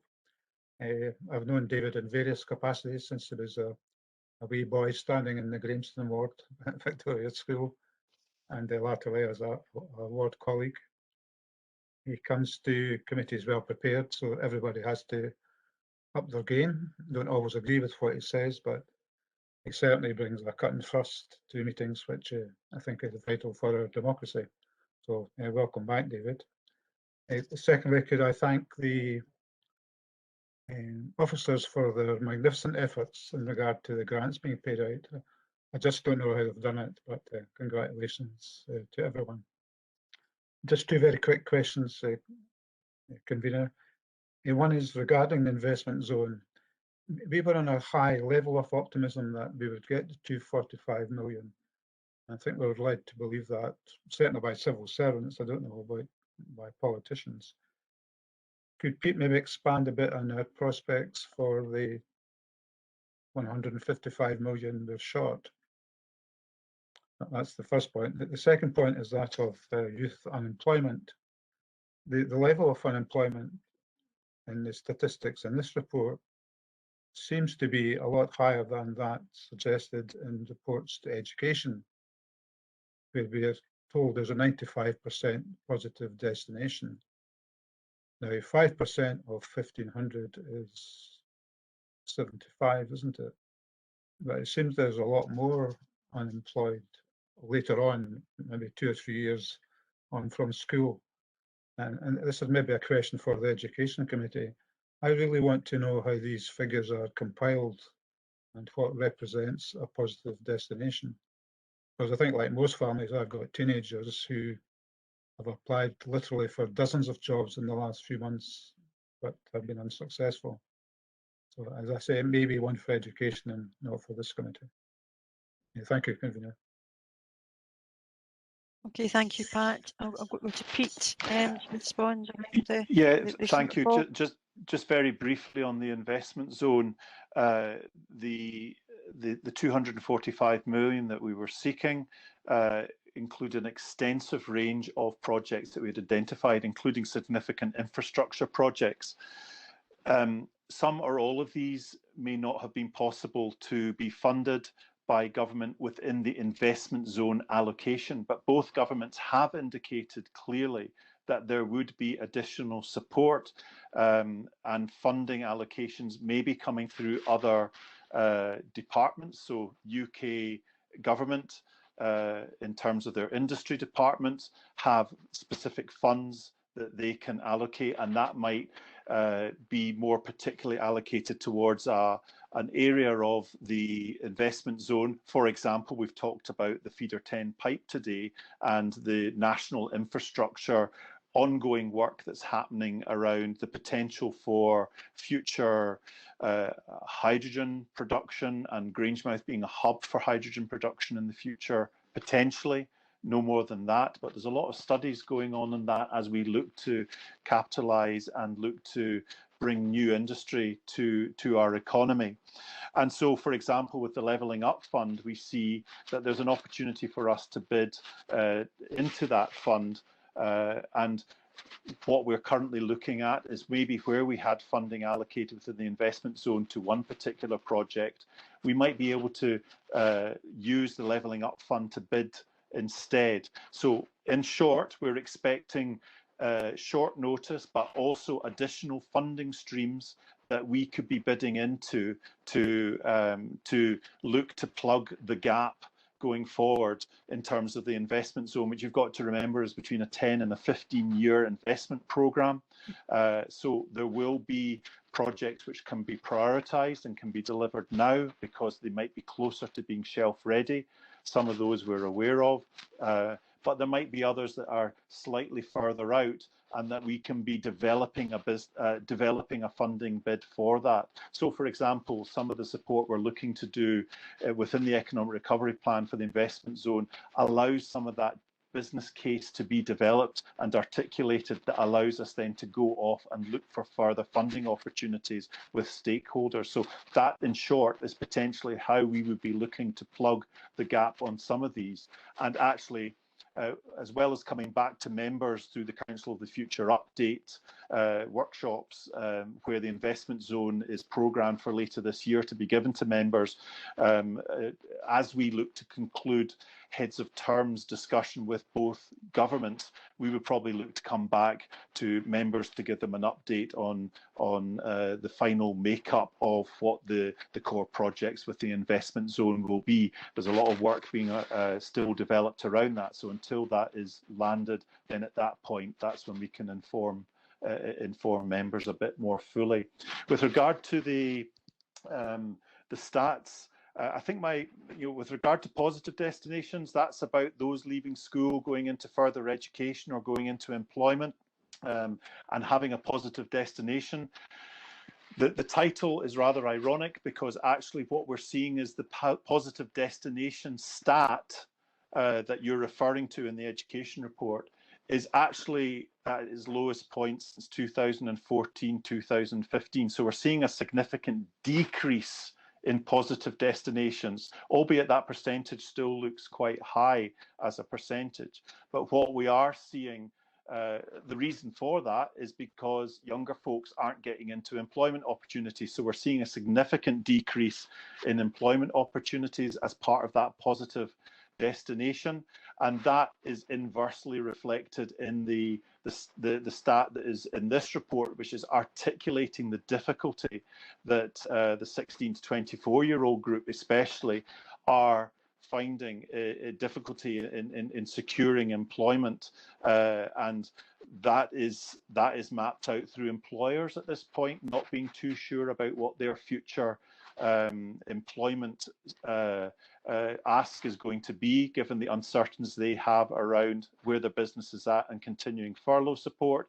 But that is the cut and thrust of this report, the Economic Recovery Report, which is specifically looking to target and support an employment training unit to ensure we maximise the opportunities there. So I particularly don't feel there's a dispute between the two figures. I think they do kind of mirror themselves in terms of what is being reported, and I can certainly articulate that to you in more detail, Councillor Reid, in terms of a response to you. Okay, thank you, Convener, for the time. Thank you. Thank you, Pat. So it now brings us to close the debate, and as there's no one other way else minded, can I ask that we agree the recommendations? Agreed. Agreed. Okay. Agreed. Thank you, folks. We now move on to item 6, which is the declaration on the Edinburgh Declaration on Biodiversity, and Danny Talon's going to take this report. Thank you, Danny. Thank you, Convener. I'll try and keep this slightly shorter than the last report, although it's of no less importance. So the Edinburgh Declaration on Biodiversity is calling on national governments to adopt an ambitious agreement at the COP15 meeting to halt global biodiversity loss. It's also calling on the adoption of the agreement by all forms of subnational government, from cities down to local authorities, to demonstrate greater recognition, inclusion and support for action on biodiversity.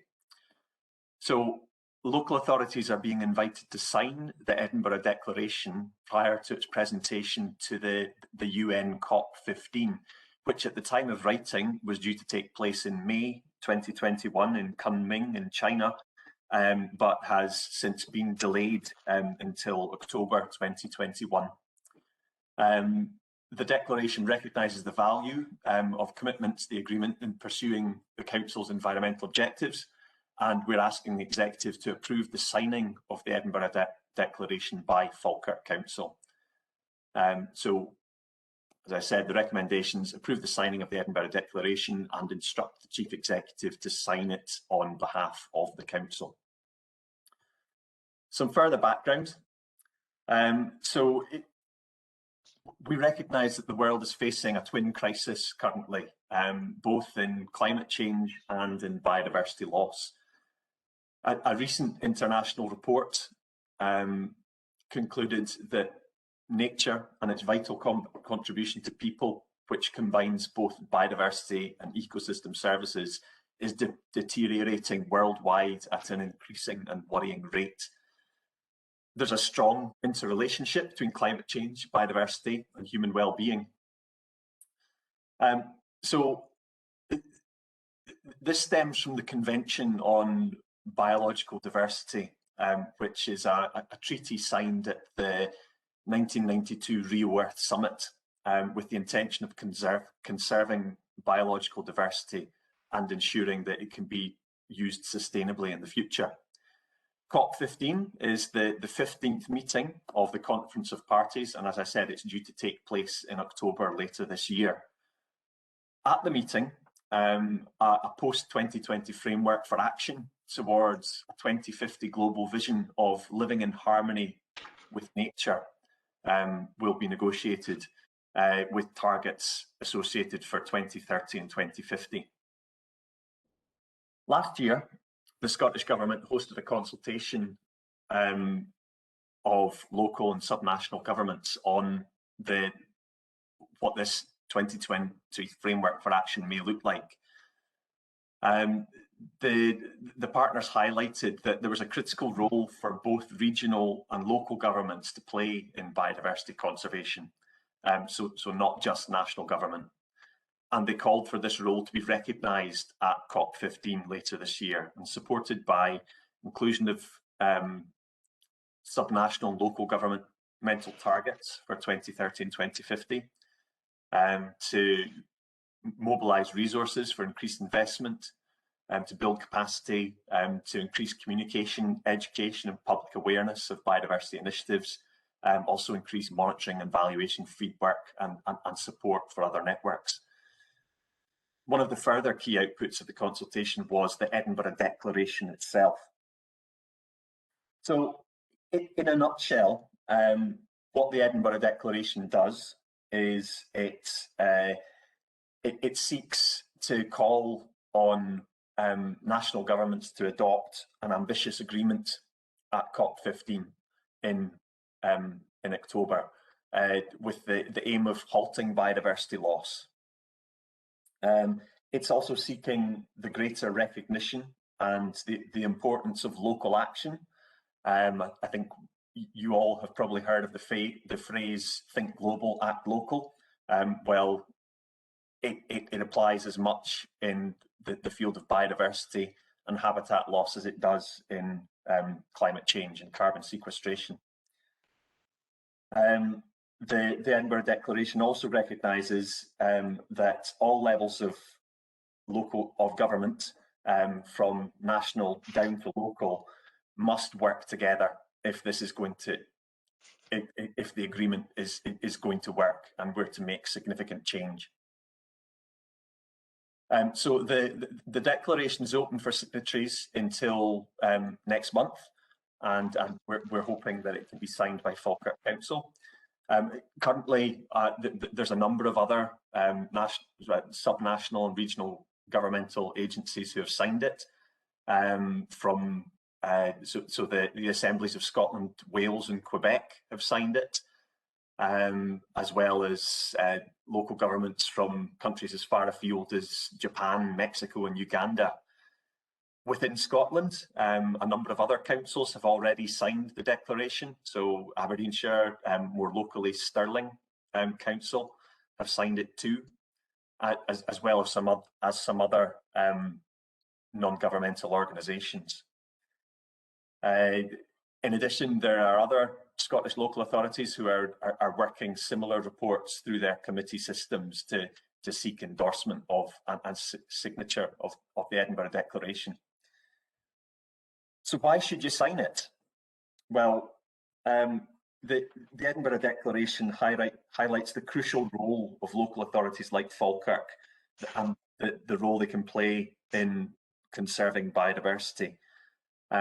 We already have our own policy expressed within our local biodiversity action plan, and the progress we've made to conserve biodiversity is reported on a 3-yearly basis via our biodiversity duty report, which appeared on a recent information bulletin. Signing the Edinburgh Declaration will signal our support for the ambitious global targets, and it will allow us to play our part in demonstrating solidarity with these other local and regional governments. It's only through working together that we can achieve the targets we're looking to.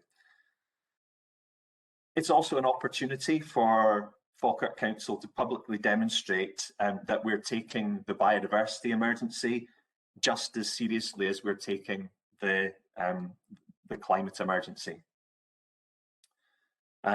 In addition, signing the declaration was endorsed by the cross-party Climate Change Action Group recently on the 8th of March, and they were keen for the report to be taken to executive today so that you could endorse their recommendation. So to give some policy context, the Council's commitment to biodiversity conservation is demonstrated through our Biodiversity Action Plan. Signing the Edinburgh Declaration is consistent and complementary to these policies and is underpinned by the actions now underway across the Council area to promote biodiversity. And as I've mentioned, it's been endorsed by the Cross-Party Climate Change Action Group. Implications, there's no financial implications to signing the agreement. It's a very high-level agreement, and you know the detail of it the detail of the international commitments will be thrashed out at COP15 in due course. There's no resource implications. Signing the declaration legally is purely voluntary. It infers no statutory obligations for delivering monitoring or reporting, and this assessment's been confirmed by COSLA. There's no risk or equalities implications. Sustainability, environmental implications. Signing the document adds weight to the call to set ambitious targets at COP15. Which should have a positive environmental impact overall.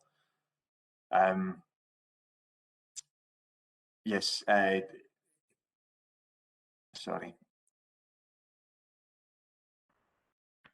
Yes, I think the next bit just highlights that signing the agreement again will complement the Council's commitment to address the climate emergency that was declared in 2019. So in conclusion, it's proposed that the Council should sign the Edinburgh Declaration, as it will signal its support for the ambitious targets to address the global biodiversity crisis. It'll send a strong message that national governments must engage with and support regional and local activity to conserve biodiversity, rather than try and do everything themselves. And it will reinforce and highlight Falkirk Council's continued action on biodiversity and climate change. So that's the end. Back to the convener. Thank you, Danny. I'll go to Councillor Garner. Thank you, convener, and thank you very much to Danny for going through the report. He covered the report very well. I'd like to thank Anna and the small team, but a very diligent and very passionate team that Danny has working on projects like this. And it is an extremely important agenda item to come before us, as I'm sure we'll all agree. I'm more than happy to agree for the Council to sign this agreement, as I'm sure everybody here will be, to show a recognition of further support and continued action to address the crisis we face. In doing so, we will be the 5th local government in Scotland to sign this, and that will send a message out that we will support and lead regional and local activities. We should preserve every scrap of biodiversity as priceless, while we learn to use it and understand what it means to humanity. To me, that quote means basically that every little piece of help we can give protecting and increasing the biodiversity in our area is imperative. Climate change and the rapid rate of biodiversity loss within the area are two defining environmental crises that we face of our time, but approaches to deal with one often neglects the other. We had all heard of COP26, but how many have heard of COP15 before recent weeks? So yes, more than happy to sign this, and it is an important agenda item, as I said. If we look at the recommendations there, there's one thing I would like to ask about here. I don't know if this is goes directly to Colin, and it's in the recommendations. And the part 2 of the recommendation is to instruct the Chief Executive to sign the Edinburgh Declaration. Now, this is the executive. This has come before, so it's a political decision in my mind, and in alignment with all other 4 councils in Scotland, this has been signed by the leader of the councils. So I feel this should be the same situation in Falkirk.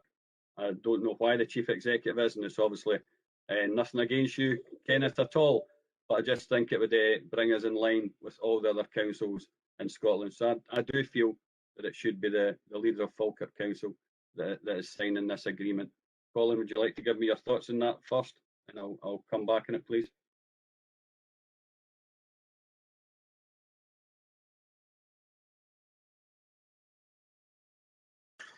Yes, thank you, Convener.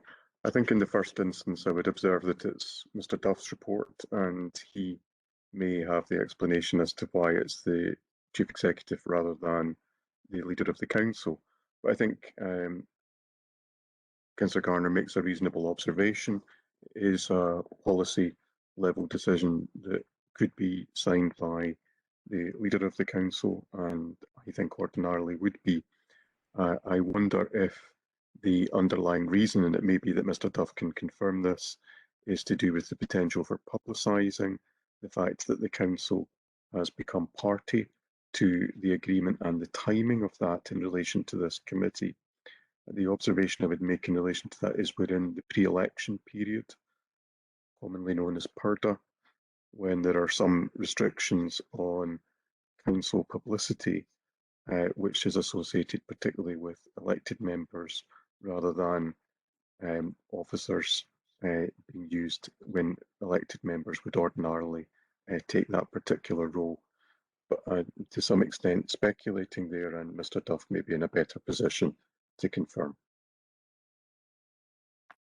I think through you, Convener, I think it's a pertinent point to make, that one about the pre-election period. It wasn't something that was factoring in our thoughts at the time. It was more around the organisational commitment that was expected around the biodiversity declaration, and I think in making sure that there was support across the council for its delivery. But it is worthwhile making the point that this does give a policy commitment, and therefore having the leader sign off would be, very, very helpful. And that would, if it's consistent with other councils, I wouldn't see any difficulty with that. So we'd be content that that would be the way forward. Councillor Garner, at the time of this report being prepared, I think we were still on the understanding that COP15 was still taking place in May. I think that was before the decision to delay to October.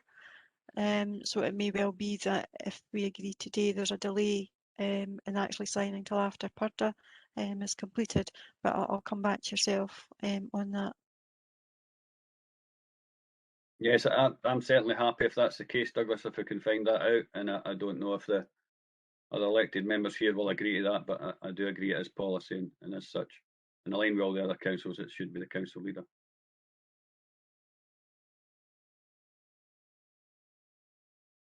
Okay, Councillor Nimmo.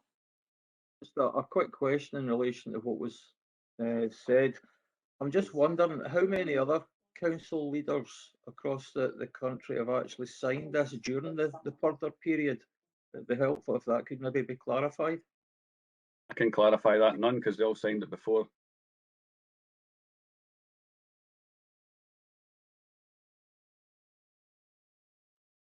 Convener, if I could maybe just come in here again, I think the issue is not so much the leader signing the document, it's about any attendant publicity of that would follow on during the election period.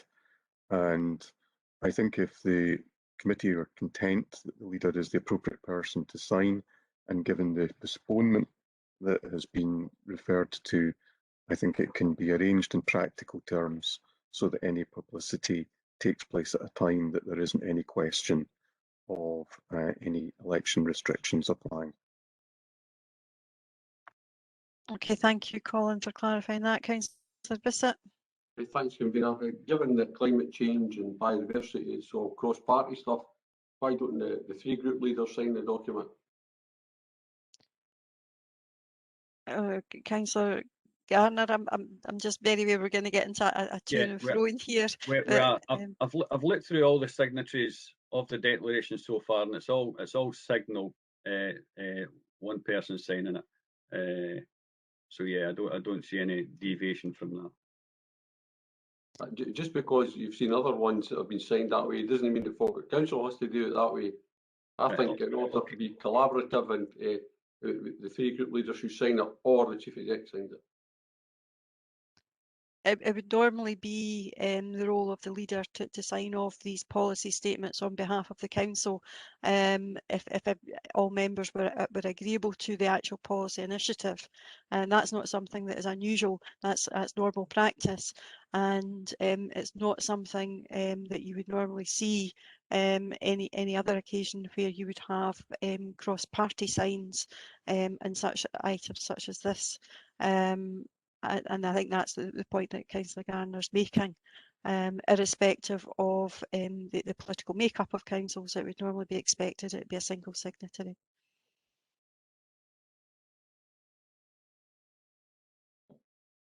Convener, that obviously begs the question why this report has been brought forward during the further period. It was brought forward at the time when COP15 was to take place in May. And there was pressures on to bring that forward in order to have that commitment and going forward for me. Subsequently, once the report had been published, it's been delayed until October, and the suggestion is that it's quite sensible that no signing and no publicity around the signing of it would be done until after the Purdah period, and it takes nothing away from the politics of the council, and it actually shows a collective agreement of the council, having the leader of the council sign it, and could actually be viewed differently if it was other signatories. Councillor Garner, you wanted to come back in. Yeah, thank you, Convener. It's just a point of information for Councillor Nimmo.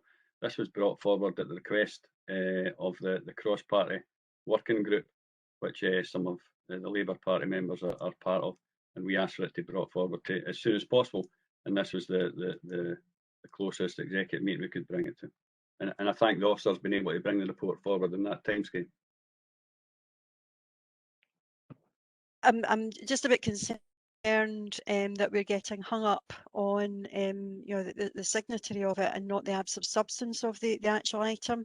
I think the report just gives our commitment around climate change and demonstrates the additionality of biodiversity and actually developing that and actually bringing that to a conclusion, and actually progressing to our own targets set locally.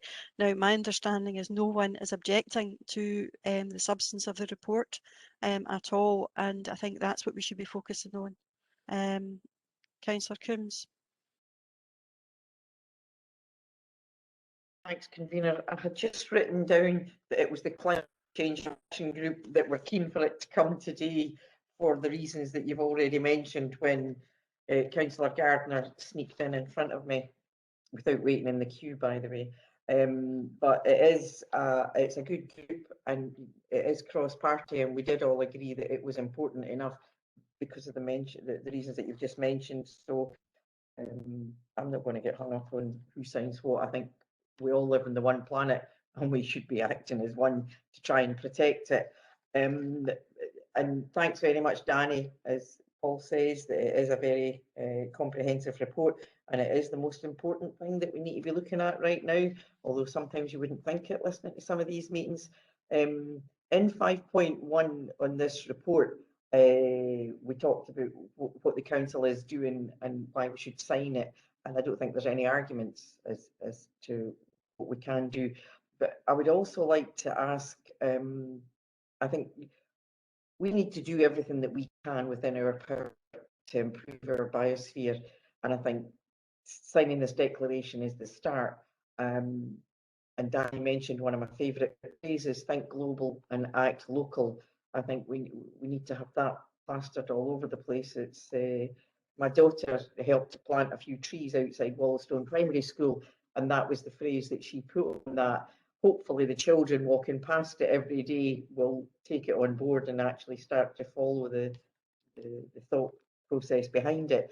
And I just want to mention one project, and I wondered what the council is doing. I know that there is some work going on at the walled garden at Kinneil with Sustainable Thinking Scotland, and they have a fantastic project out there at the moment that it's there, but it doesn't seem to be getting the support or the direction that it needs. They're working with the University of Highlands and Islands and with the University of Strathclyde and the Environmental Research Institute to do a biochar research project, and it's basically burning waste wood to such a high level that it then becomes this byproduct that can be used for many environmental benefits, such as clearing water. It acts as a sponge to take,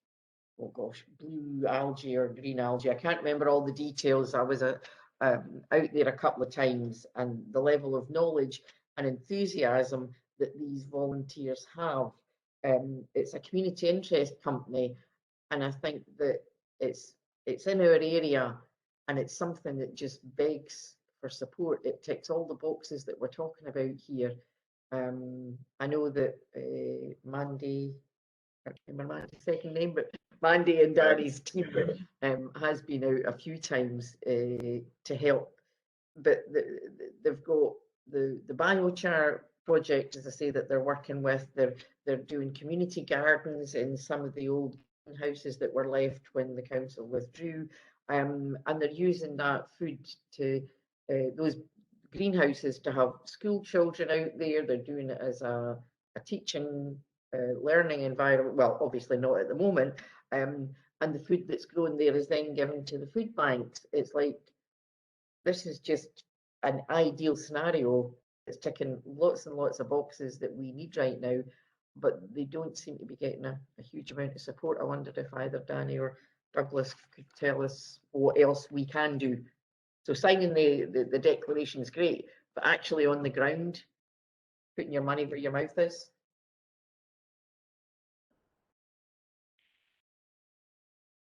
Apologies, Douglas. I'll maybe pick that up initially, and then Danny can come in, because Danny has been working with them, and certainly Mandy Brown is in Danny's team and has had connection with them. But yeah, I mean, a good organisation, and they have had support from a number of different teams in the council. They are a good organisation that would be worth seeing further support brought forward to. We'd love to have money to be able to disperse in that way, but you know the limitations on the budgets that we have, Councillor, but certainly we're keen to work further with them. The example of the Community Renewal Fund, climate change and biodiversity projects are the kind of projects that are expected to be supported through those kind of funds, so that may be a route that we can consider in the future. I can maybe bring in Danny just as to any further work that you can note for the executive. Yes, I think probably I can't really speak as to the economic support that they've been given. It's not really within my remit, but certainly we're supporting them by providing them with a location to operate currently. Sustainable Thinking Scotland lease parts of the Kinneil Walled Garden from the council at the moment. And they also have a short-term lease to look after a larger part of Kinneil Walled Garden. We're in the process of finalising a master plan for the future use of Kinneil Walled Garden, following the closure of the municipal nursery there a couple of years ago, and we're hoping to take a report to a future meeting of the executive to approve that master plan or spatial framework. The idea being that we need to try and get approve a range of uses within the walled garden which supports both the aspirations of that organisation but also the local community, nearby residents, the Friends of Kinneil and others, balancing community benefit that the garden can offer with potential economic returns as well.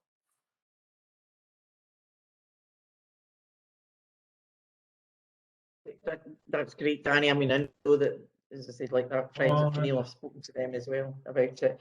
I just find it a tad ironic that we've just finished talking about we can support the expansion and the infrastructure at INEOS, and yet it's difficult to support an organisation like this. Thanks, convener.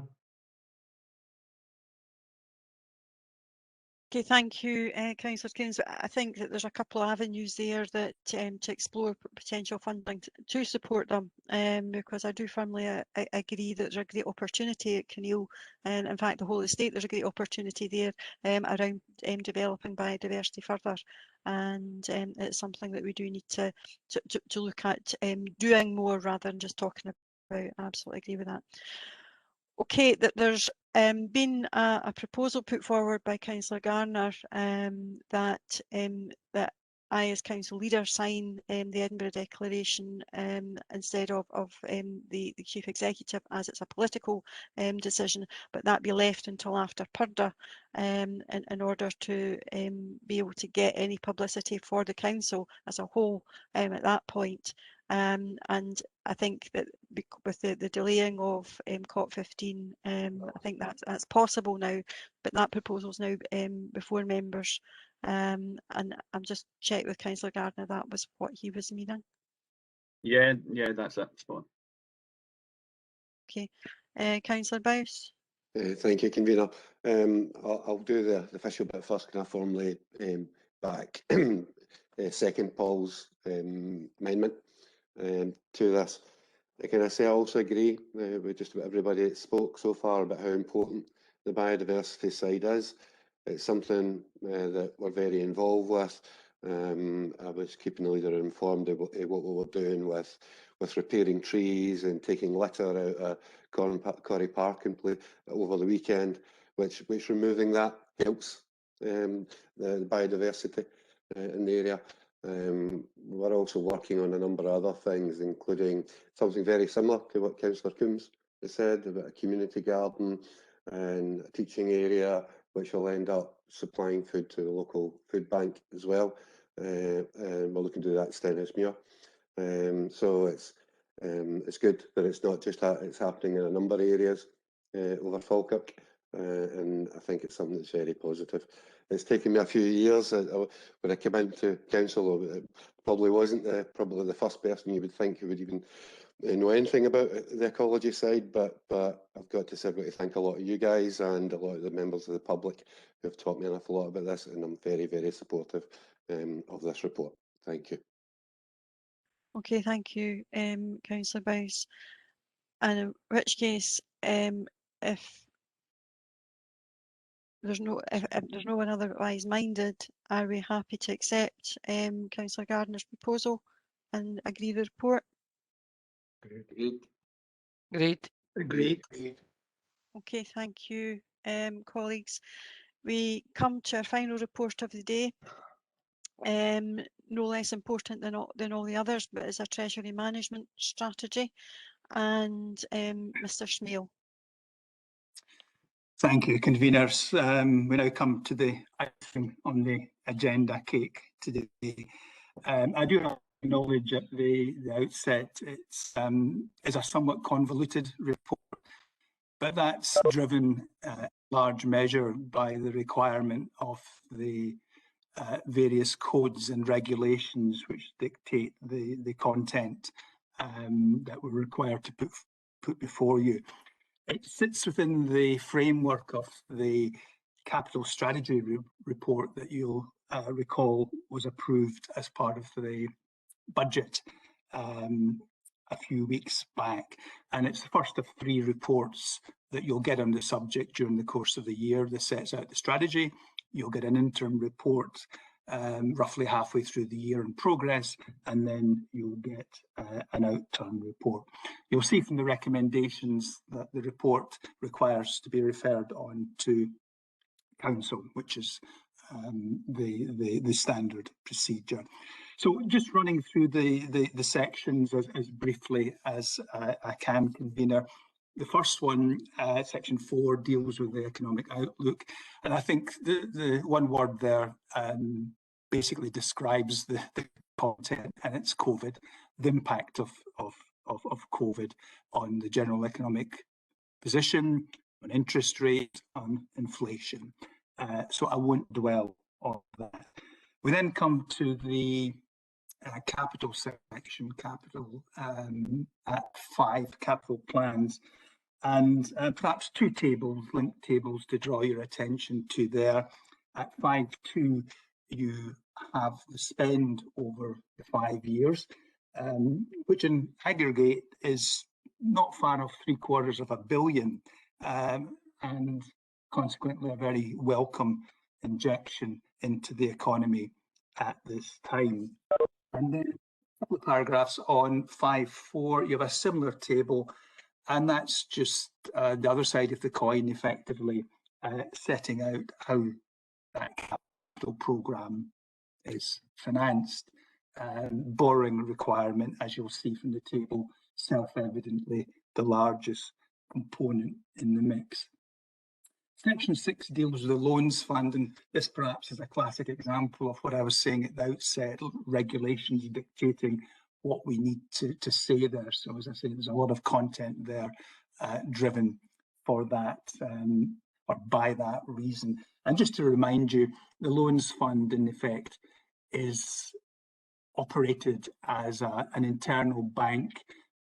We effectively borrow, sometimes from the market, but normally from Public Works Loan Board, and then that's used in effect to lend out to services to finance the capital projects in the programme. They, in turn, over years, as part of their budget, repay that into this internal bank, and we then, in turn, repay the original external lender. So that's how that operates. Section 7 then takes us on, flowing from the capital plans to the borrowing strategy. And as we saw earlier, borrowing was the primary funding source for the investment. So again, a couple of tables to draw your attention to. At 7.2, you can see the level of borrowing, 270 million, and by far the bulk of that coming from the Public Works Loan Board. And then 7.3, just for the current financial year, setting out the breakup of the borrowing requirement, which in turn reconciles with the table earlier in the report. The table at 7.6 sets out, based on advice from our Treasury advisors, the profile of interest rates. Nothing suggesting they're going to do anything other than remain very low for the foreseeable future, which is good if you're a borrower, less so if you're an investor. And we'll see that in the next section. This section also sets out various prudential indicators that were required to show. The other side of the coin from borrowing is investment, and that's set out in section 8. And again, as I regularly repeat when we come to this part of the report, the primary criteria there is under the acronym SLI, security of lending, then liquidity, i.e. how quickly we can get it back, and only finally do we turn our attention to yield, the level of interest that we earn on those investments. The section picks up also on the expansion of our sources for lending. We've extended the number of counterparties by 1, as noted in the report, but also the maximum sum that we lend has been upped from the previous figure of 8 million to 10 million, and the various institutions, very limited range of institutions to which we lend, are set out in the appendix. And as I touched on a moment back, clearly in this environment, the returns from any investments are somewhat frugal. Section 9 picks up on a review of the two main codes. That's still in progress, so our next report will advise the outcome of that and any changes that we need to reflect going forward. And maybe the final point or observation I'll make, convener, is just to note the outstanding matter of arranging a training session for members on Treasury, and we would look to do that before the summer recess. So the recommendations are set out at the front end of the report, and I'll stop there, convener. I'm happy to try and address any questions or points of clarification members may have. Thank you. Thank you, Brian. Unfortunately, at the end of the agenda, so there may not be too much by way of questions, but I'll go to Councillor Bowes. Thank you, convener, and thank you, Brian, for the usual star show on the meetings. Firstly, can I move to the economic recovery? The Scottish Fiscal Commission and the Office of Budget Responsibility have stared long and hard into their crystal ball, and you can see from the difference in the Office of the OBR, the forecasting between November and March, that it is a particularly foggy ball at this moment in time, and it's very difficult to do predictions. However, I've got to say there is hope, and with the continuing vaccine rollout and the potential for restrictions to be lifted, then businesses and people can see a small light at the end of what has been a very, very long and dark tunnel. Pete Reid, obviously, his report earlier on, if somebody can pass it on, that his report was superb and covered what they've been doing supporting businesses at the moment, and can also add to that a thanks to Brian's team, because I know Brian's team have gone above and beyond Call of Duty at times with that and have been absolutely first class. Therefore, this report requires that there is an amount of horizon scanning, and it does this primarily connected to the capital spend. The agreed £692 million expenditure over the next 5 years will secure jobs, and it will bring much needed housing and facilities to the people of Falkirk, and therefore is an essential key element of the recovery in the Falkirk Council area. It's likely that rates, coming back onto the Treasury side, it's likely that rates, as Brian's already said, are unlikely to change over the next few years. However, if I get back to the crystal ball and how things can change quite dramatically, that is never guaranteed. I think they say in the stock markets, things can go up and down. But Brian has already said it's in the report that should there be any dramatic changes, then obviously they'll come back and report on that. I therefore welcome the work in conjunction with Billing Asset Services, but I understand that all decisions will always lie with the council. To that end, I'm interested to see, and at the moment cautiously welcome, the Treasury Management Code changes, in particular in item 9.2 of the report. And I'm therefore happy to propose the recommendations as laid out in items 2.1 to 2.12, 2.13. Thank you, convener. Thank you, Councillor Bowes. I will open up for any questions or comments that anybody would wish to make on the Treasury Management report. I've got Councillor Harris and Councillor Reid.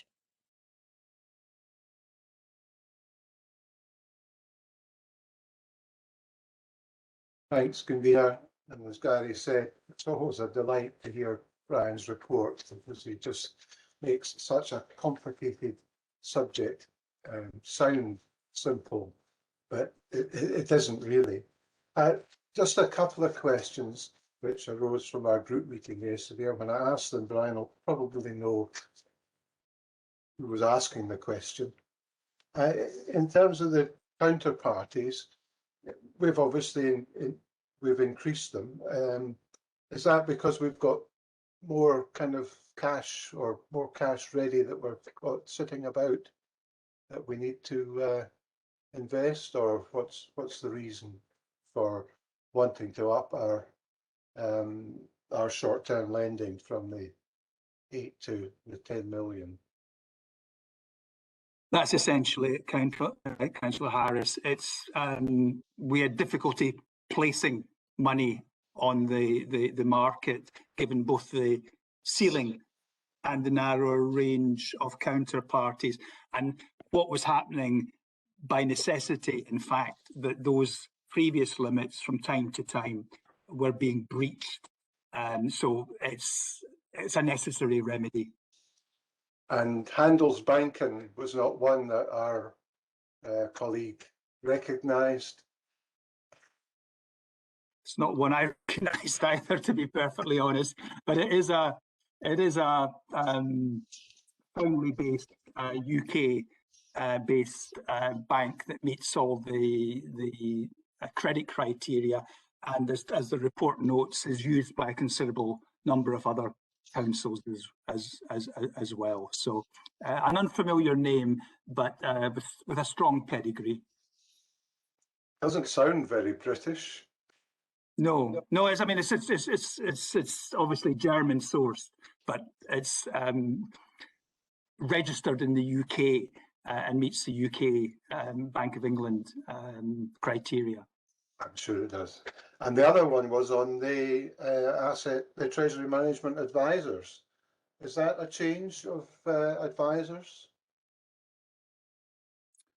No, we've been with them for a considerable time. They did change their name a while back from Sector to Link, but they are by far the biggest player in the local authority market. I kind of thought that, but this is just a new a renewal of the contract with Link. Yeah. Thanks, Brian. Thank you, Nigel. Pat? Yes, thank you, Brian, for your report. It certainly shows that the members need a workshop quite desperately, I think. Just a question about the limits to borrowing activity and the figures shown in 714 and 15. Are those the figures as they relate to Falkirk, presumably? Yes, it's all our figures, yeah. Yeah. It's just as a Scotsman, I'm a bit tentative to see our borrowing increase by what, 50% over this 5-year period. We have sorry. I was just going to ask, where does that place us now in the League of Borrowers in Scotland? I don't know where it currently places us. What we do know is that ahead of this programme, we were very much, you recall a graph that was presented to one of the reports last year, very much relative to our peers at the lower end of borrowing. So in those terms, there was plenty headroom that could be made up. And of course, we have a very heavy capital programme, as you can see from the body of the report. You know, the 690 odd million over 5 years, that needs to be paid for. But it's made up of a whole raft of high priority investment that members were very keen to be progressed. And if you remember back to the budget meeting and dealing with the capital programme, how much more was sitting, desirable projects sitting that didn't in effect make the cut, and will need to be revisited in the next budget round, which will be upon us all too soon. I think we have been probably too cautious in the past, and it's come back to bite us. It happened with council tax, didn't it, as well? There's a reference Yeah. also. There's also a reference to a volatility in gilt yields, and it's referred to there as a possibility. But I think that is actually happening now. But as long as we stay with PWLB, that shouldn't affect us, should it? Is that correct? Well, if gilt rates move, and they do oscillate, driven by market conditions, because PWLB is anchored against gilts, it's basically gilt rate with a margin, a standard margin added on. So the resultant gilt rates will move, and quite often with an expectation of market events that will trigger a gilt move, whether upwards or downwards. Our Treasury advisors, and this is one of the areas we get added value from them, will say, look, if you're looking to take some borrowing activity, here's a window of opportunity with a sharper rate, move in now because we think it's going to go up, or the converse, hold fire just now, we think the rates will come down later in the year. So there's a bit of judgment required as to when you go to the market. But they do tend, leaving aside exceptional events such as the financial crisis, tend to move in relatively narrow ranges and not fluctuate too dramatically. But such events do happen from time to time. Yeah, they do. Okay. Yeah, thank you. Okay, thank you. If there's no other member, we're happy to agree the report. Agreed. Agreed. Agreed. Great. Okay, Great. thank you. Thank you for your attendance this morning.